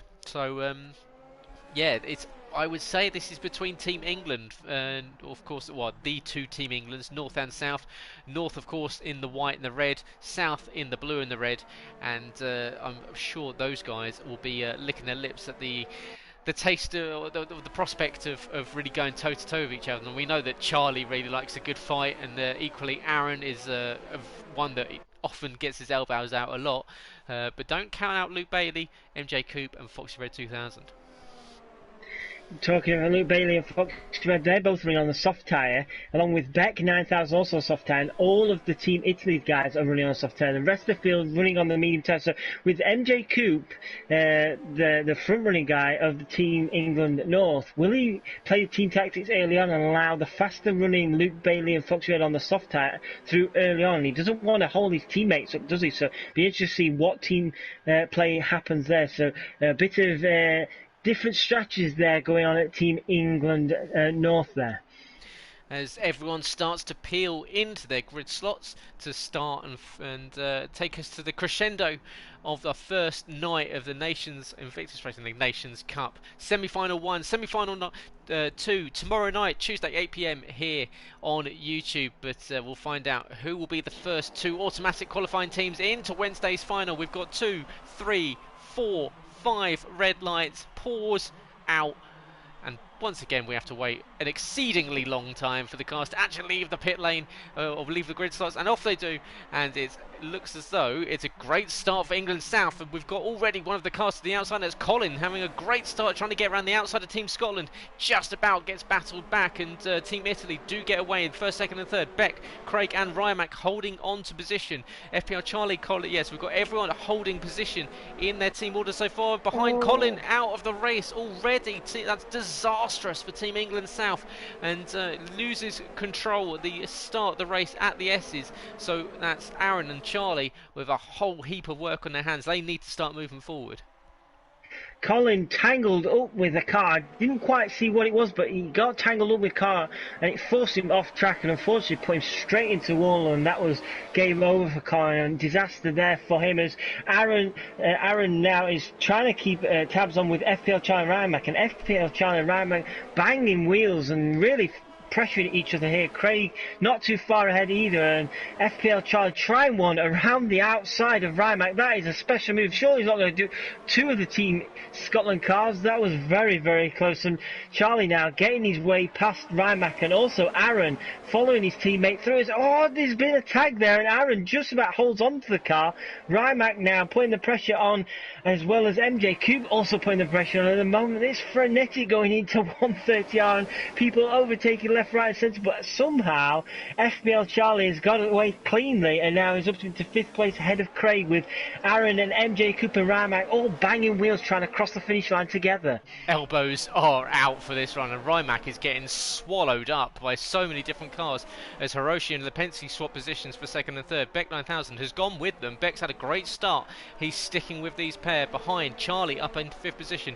He's managed to get past Craig with yeah, as you say, a brilliant move round smooth, and it is. So it is. It's raining. So why not make it harder for everyone? So let's add a bit of rain to the race. So yeah, these guys have had a lot. They've had to endure a lot this evening, but just a little bit more. You're bringing some absolutely fantastic action for everyone. Foxy Red 2000 is another driver that's going to try and look to the inside of Craig, and Craig's going to have to hold off the England North driver, because of course Scotland needing a positive result tonight if they are going to get that or try and sneak into the second automatic qualifying. If not, try and get into, of course, the lucky loser position. Foxy's going to go around the outside. This is a brave move because it's so bumpy offline. He gets the move done up into 6th place. Great move there from the F1 driver past the F3 champion. Up ahead, Beck is dropping off the Team Italy drivers that are seemingly having a great race, currently holding on to the top 3 positions. What a battle we've got here for 8th place with Rymac, MJ Coop, John Pline, Schofield and Luke Bailey.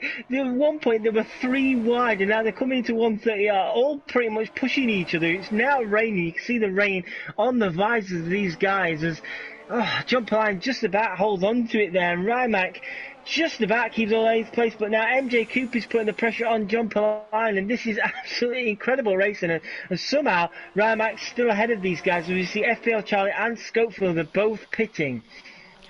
As you can see, the fights are going on all over the track. I'm trying to keep tabs on what's going on with everyone. In fact, what I'm going to do, I know it obstructs the screen, but I do apologise, guys, but I'll put the track map on, then you can see how close it is on track between several drivers. But you can see a lot of just pitted in. Aaron, Sam, Charlie, Scope all pitting in and getting off of those tyres early on. Up front we've got the Team Italy boys all enjoying the positions. Beck is still with them. Foxy Red's got a little bit of work to do to close up. Then Craig and Rymac in Team Scotland are 6th and 7th as Rymac gets past for 8th. In fact, he just about holds on to it. No, he doesn't, as on the switchback comes Jumperline, and in fact MJ Coop's going to get a run on him as well. But can Rymac equally stay in the tow of Jumperline? And Ryan, of course, a former F3 champion, is now looking at the back of a former F1 champion, as Jumperline, Season 9's F1 championship. Sorry, I'm losing the ability to talk this evening. I've been talking all evening. But yep, as Rymac does get overtaken by Coop there before 130. In fact, he might come under threat from Luke Bailey as well. So Ryan falling back once again. So into the boxes, Ryan picks up 5 seconds. Again, a little bit scrappy there for Rymac, and he comes into the box. Up ahead, we've still got the Italian boys leading the pack. Foxy Red has now overtaken Beck, who's come into the pit lane and made his first stop. So these guys have decided to pit early and come off with a soft rubber and go on to the yellow medium tyres for the likes of Beck, and then whilst Rymac, Charlie and Scope all on brand new softs. Right now, it's Advantage Team England North, isn't it? Foxy Red in 4th place with his teammate MJ Coop not far behind in 7th place, and MJ Coop's got Luke Bailey, his other teammate, in 8th place. So Team England North right now looking like they're going to get one over their rivals, Team England South. Currently, Team England South down to 2 cars, and they're currently down in 11th and 12th place. So right now, it's a real advantage for Team England North, as Foxy Red is trying now to put some pressure on the first of the 3 Italy cars. Foxy Red just 0.3 of a second behind Lipinski now. He's going to have a real good run at him heading down to 130. Can Foxy Red get the move done before 130? I'm going to try on round the outside. This is going to be an incredible move here from Foxy Red. And round the outside at 130. Thank you very much, says Foxy Red. Foxy Red displaces one of the Italian cars in the podium places and is now to 3rd place. Around the outside into 130R on dry tyres on a track that's raining. That was pretty bold. But Foxy Red now under attack once again from Lipinski, who gets the move back done. So Lipinski using DRS gets back up into 3rd position, so the battle re-engages between those guys. But yeah, Foxy Red, incredibly brave. That centre helmet obviously injecting something into his veins of bravery. And yeah, as Sam Capito picks up the fastest lap, of course, everyone eligible for a fastest lap point this evening. As we'll see that, or I'm not sure if we'll see that time full. We'll see, of course, the rain. We'll see if it picks up in intensity behind what's going on, Sab. Mr. X and Aaron JS have collided, and Aaron JS is off the track. He's facing the wrong way in the gravel, and that's disaster for him. But we've also got Beck 9000 off as well. So we had a real disaster there, and unfortunately for Aaron JS, that has gone even worse for Team England South. Now it's dropped Aaron right down to 12th place, and Mr. X just about kept the car on the track, and he's got Sam for company now. Sam absolutely flying, as you've just seen him pick up the fastest lap, and Sam really starting to put the pressure on the Italian car. But you can see the rain does look like it's getting steadily heavier, so could these conditions slowly turn into maybe intermediate conditions, or we're going to just see him try and struggle it out on these dry tyres? Foxy Red still battling with Lipinski for this position on the podium. We've got yellow in sector 1. I believe it's Beck struggling with the tyre life in those After that spin that saw him and Aaron pointing in the wrong direction. Mr. X, of course, in 8th position. Into the box comes Hiroshi and Jumpalainen, so they're coming off of those medium tyres. We're on lap 6 of 13, the final race of the evening, final race of semi-final 1. Currently, Team Scandinavia looking pretty handy for a place in the final. Jumpalainen is, we got Jumpalainen in 9th position, Schofield in 11th, and Sam is in 7th position. So they should be picking up enough points to see themselves into the final. Team England North, the red and white car, you've currently got Luke Bailey, Foxy Red 2000 and MJ Coupe all in the top 5, so it's a great result for them at the moment. Team England South, however, FPL Charlie back in 9th, Colin retired with just a few corners of the race done, and equally Aaron JS with that spin after contact just a few laps ago means that England South will now be battling potentially for that lucky loser position. Team Scotland, however, will be hoping to steal it off them. Craig's in 3rd position.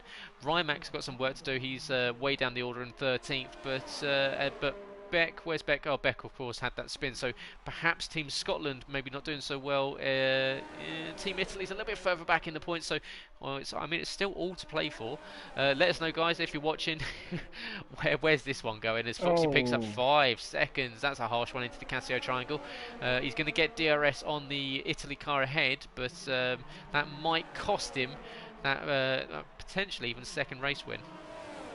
Yeah, I was right on board with Foxy with this battle as he goes round the outside of the Penske. That is very brave and very nicely done there from Foxy. But I was right on board with Foxy, and unfortunately the tricky conditions, he just took a trip over the curbs and that got him that 5-second penalty. So now it's just a case of trying to build a gap, I imagine, just to at least score some good points for his team now. But Foxy Red now into the lead. He's already built up a 0.6 of a second gap over Lipinski in 2nd place, with Luke Bailey, Foxy's other teammates, 10 seconds down the road in 3rd.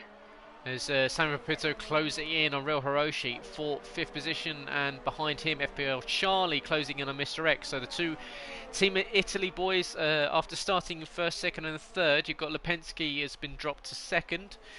Hiroshi has made his stop. Of course, everyone ahead of him yet to stop. Coupe, Luke Bailey, Lipinski and Foxy Red 2000. So Hiroshi is now in a battle with Sam for the effective lead of the race, as Charlie closing in on Mr. X, and Charlie and Mr. X have both stopped. So these two fighting for position. Charlie hoping to get a decent result to potentially nullify the problem of Aaron's spin and Colin's retirement. So the points effectively are falling on Charlie's shoulders to try and drag this team into 3rd position, because I think with you've got Luke Bailey, like I said, the team England North in 1st, 4th and 3rd.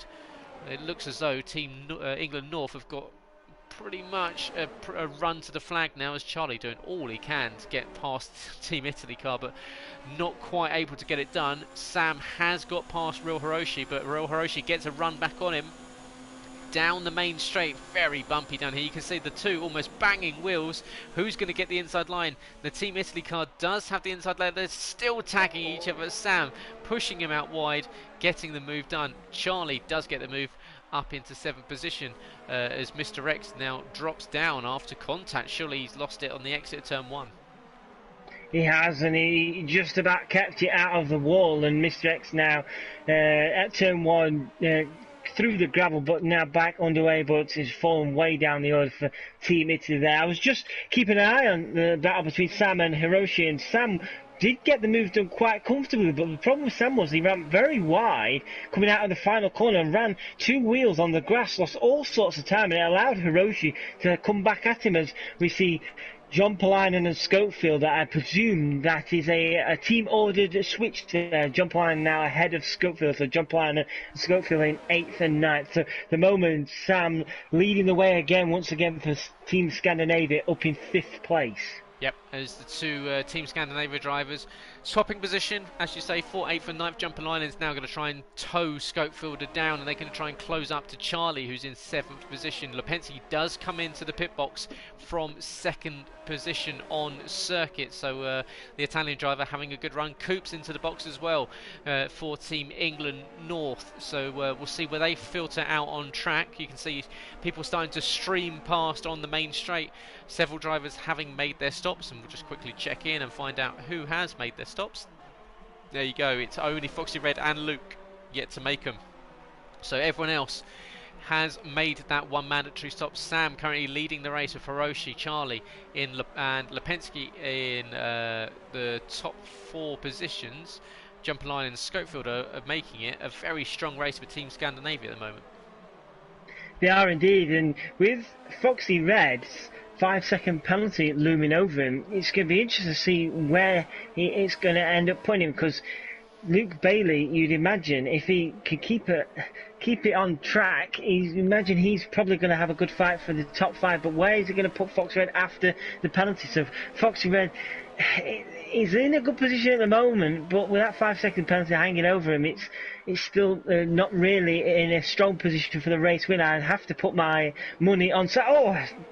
just about talking about Sam. Sam has almost lost it in these tricky conditions. The wet conditions there almost put him off the track. He was pretty much off the track, just about held onto it there, and Sam lost a heap of time there. And unfortunately for Sam, I should say, he's managed to keep it on the track. But these track conditions now start to become a real pain for a lot of these guys, as the track really does look wet out there now. Yeah, real Hiroshi struggling at Spoon, and he loses a handful of places as well. And the driver with the matching helmet to the matching car looks very smart, so very nicely done, Hiroshi.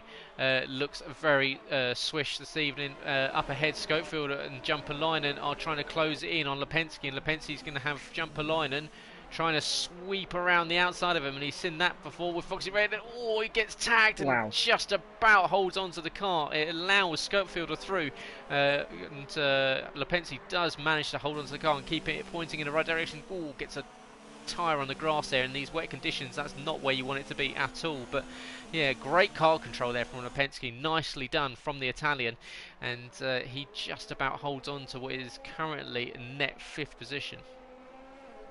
FPL Charlie is looking quite handy at the moment, sat there in 4th place. He's doing all he can for Team England South right now, and you'd imagine once Foxy comes in and Luke Bailey comes in, Charlie will be there or thereabouts to really battle with those two. So the moment, Charlie trying his hardest, but it may be just a bit too much out of his reach for him with his teammate down in 9th place at the moment.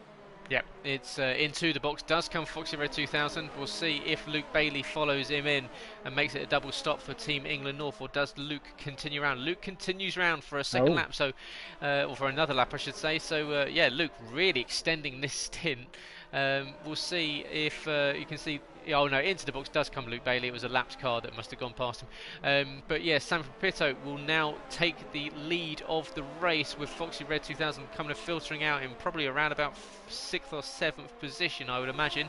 But here across the line does come Sam. He takes the lead of the race. In fact, Foxy Red filters out in 3rd. I was completely wrong there. So yeah, he gets out just ahead of Jumper Linen. So he's going to have to get those tyres up to temperature pretty sharpish, because he's got a charging Finn and a charging Swede right in his mirrors.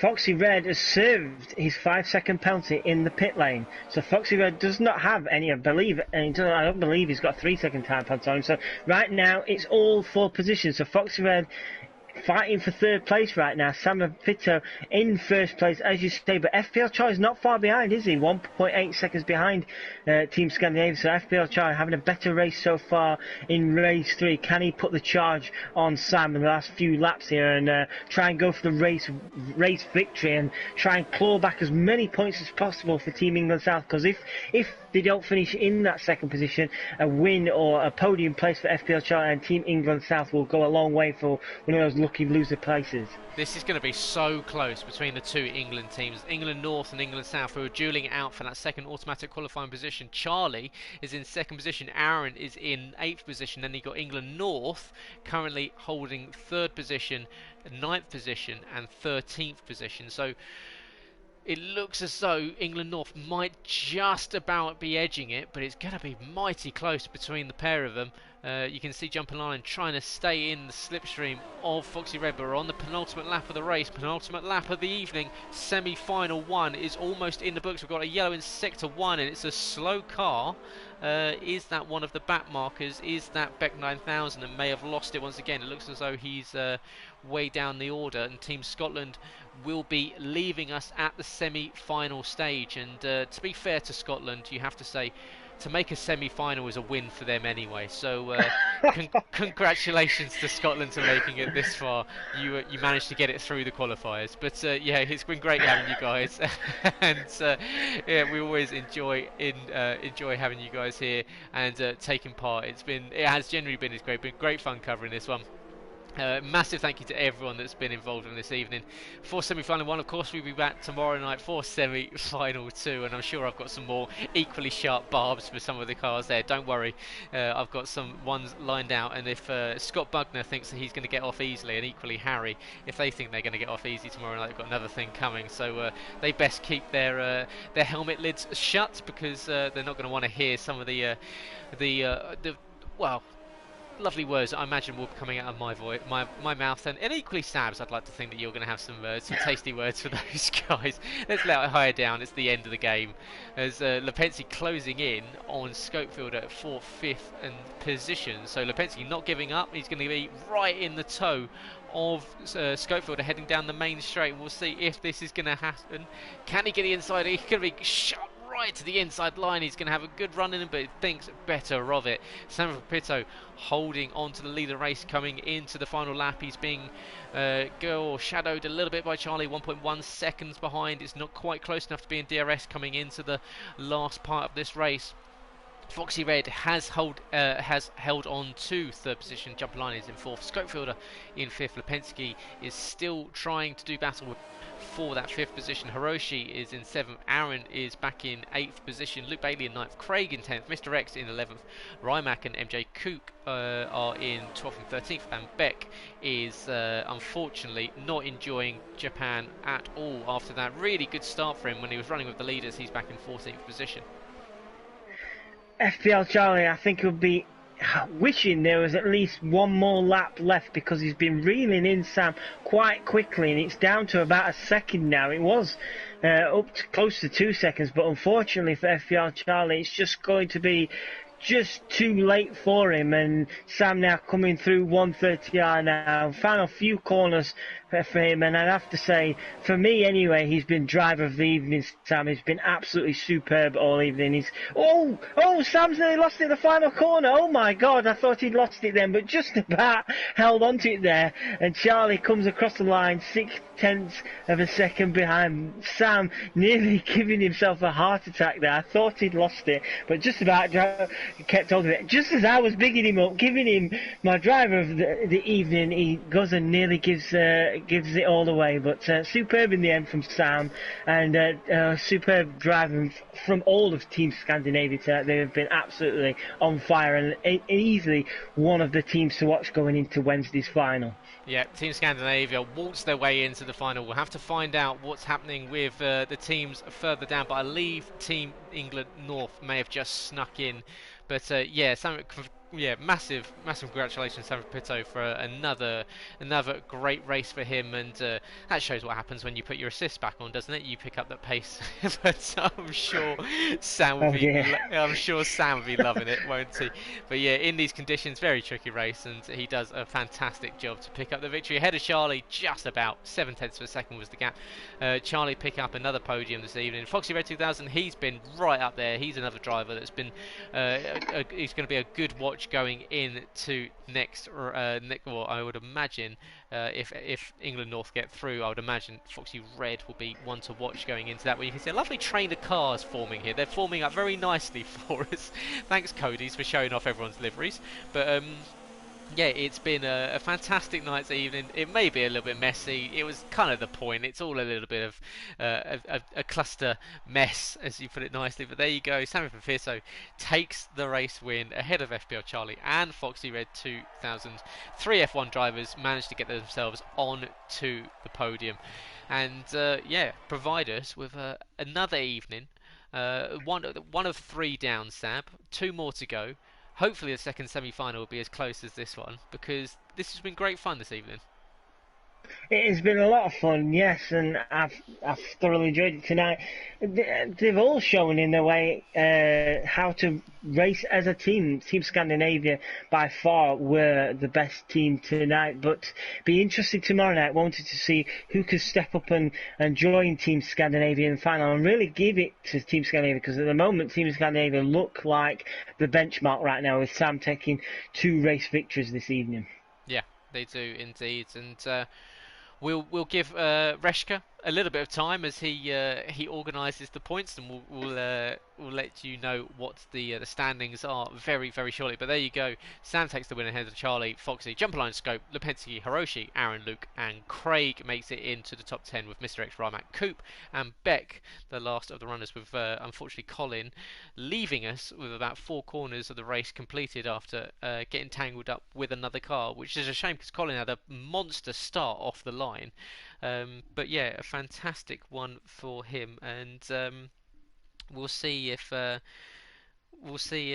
anything happens with penalties. It looks as though we might have a penalty applied to one of the Team Italy cars. So will that affect them in the points? We'll find out. One of the steward Reshka will be adjudicating and will be awarding penalties on the spot. Of course, we don't have time to be going over these in deep detail, but it will be applied if Reshka sees fit after seeing any discretions on circuit.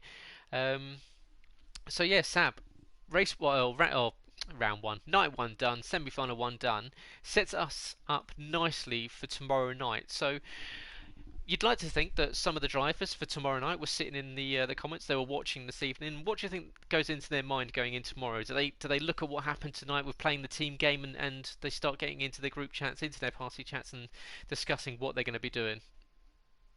You would like to think so. It showed tonight the team game does work if you believe you're the slower of your team to allow the other one through to try and attack further ahead. It does show it works, and ultimately it proved Team Scandinavia quite often swap places when they believed the other one wasn't quite up to pace. So it does work indeed. And for a selfish point of view, for myself and yourself, tomorrow night we have a bit more of an idea going to. Because I kept thinking there was going to be a qualifying, but only in the first race. So that's me going to be set up properly for tomorrow night. But yeah, it's going to be absolutely interesting to see what these guys who are watching with us tonight, how they're going to approach it, because I'm sure they'll have their own strategies and ideas on how to approach it. With the first race being under one-shot qualifying, who knows what track they're going to get. Are we going to get a Monaco? Are we going to get a Silverstone or a Spa or any of them? It's going to be absolutely fascinating. Or would we get another one of these races tonight? Who knows? But yeah, I've thoroughly enjoyed this, and echo what you were saying earlier. Big thanks to Reshka95 for helping in the background sort out the tables and formulating the grids ready for us very quickly and getting us underway. So big thanks to him, and we look forward to getting underway yet again tomorrow night and giving you plenty more of fun and frenetic action. Yeah, absolutely, and yeah, as you say, massive thank you to Reshka, who's been absolute star this evening, and the points are up in front of me, and Reshka's pointing in the Excel spreadsheet into the spreadsheet about where we're going for the champion or for the final, and it's gonna be Team Scandinavia take a whopping 171 points this evening and romp their way into Wednesday's final. Now, second position was very tight. Only 8 points were in it. But taking the second automatic qualifying position will be Team England North with 128 points. Team England South back on 120. They will go tomorrow to find out who will effectively, well, we'll find out if that 120 points is enough to get them into the final as lucky losers. They will need tomorrow's third place finishers to finish with less than 120 points. So I'm sure the England South boys will be biting their nails over that one and hoping that we see a little bit of a spread out grid tomorrow because, of course, the likes of Team Europe was thinned out this evening. So points may be a little bit more spread out tomorrow night.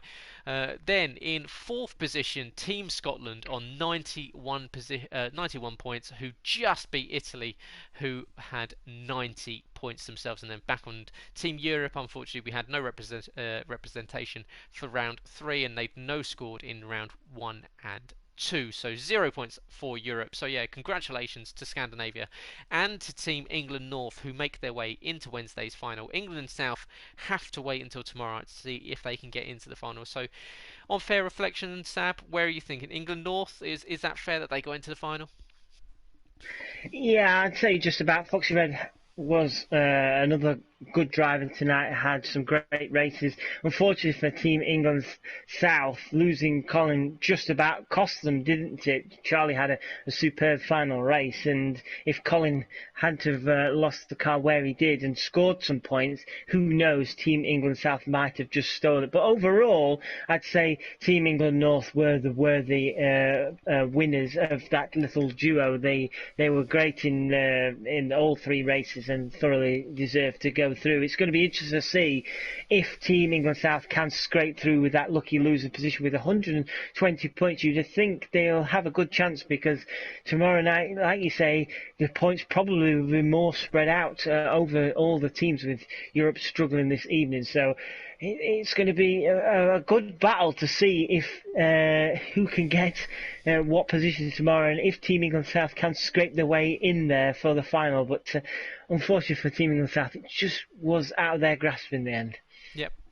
But they will find out tomorrow night if they have enough points to get in to Wednesday's final as lucky losers. Of course, tomorrow night, Team Netherlands 1, Team Netherlands 2, Team Great Britain 1, Great Britain 2, Team UK and Team UK Gold will all go toe-to-toe with each other once again across 3 races, 3 25% races, using the same format as this evening, and they will find out who makes up that 5-team final on Wednesday. But yeah, once again, guys, thank you for joining us. Great fun this evening. A little bit of a kind of a pet project of mine over the last few months to try and create this. So hopefully you've enjoyed it. If you've enjoyed the stream, it's just giving back to the community a little bit. Hoping you've enjoyed it, and we will see you tomorrow night. We'll be back, Sab and I, 8 p.m. We'll be here covering the second semi-final, and of course on Wednesday night. So yeah, subscribe to the channel if you're new, and of course do all the good stuff. Like the video, it really helps us out. Truly, truly does. And once again, go to the website invictusracingleague.com to get yourself on the grid if you want to get involved for F1 2020. We'll see you tomorrow night. Have a great day if you're in the UK and across, of course, across Europe. Hopefully it's very sunny. It's meant to be glorious weather here in the UK tomorrow. So yeah, hopefully you enjoy a very sunny day. We'll see you tomorrow night at 8 p.m. Have a good night. See you later.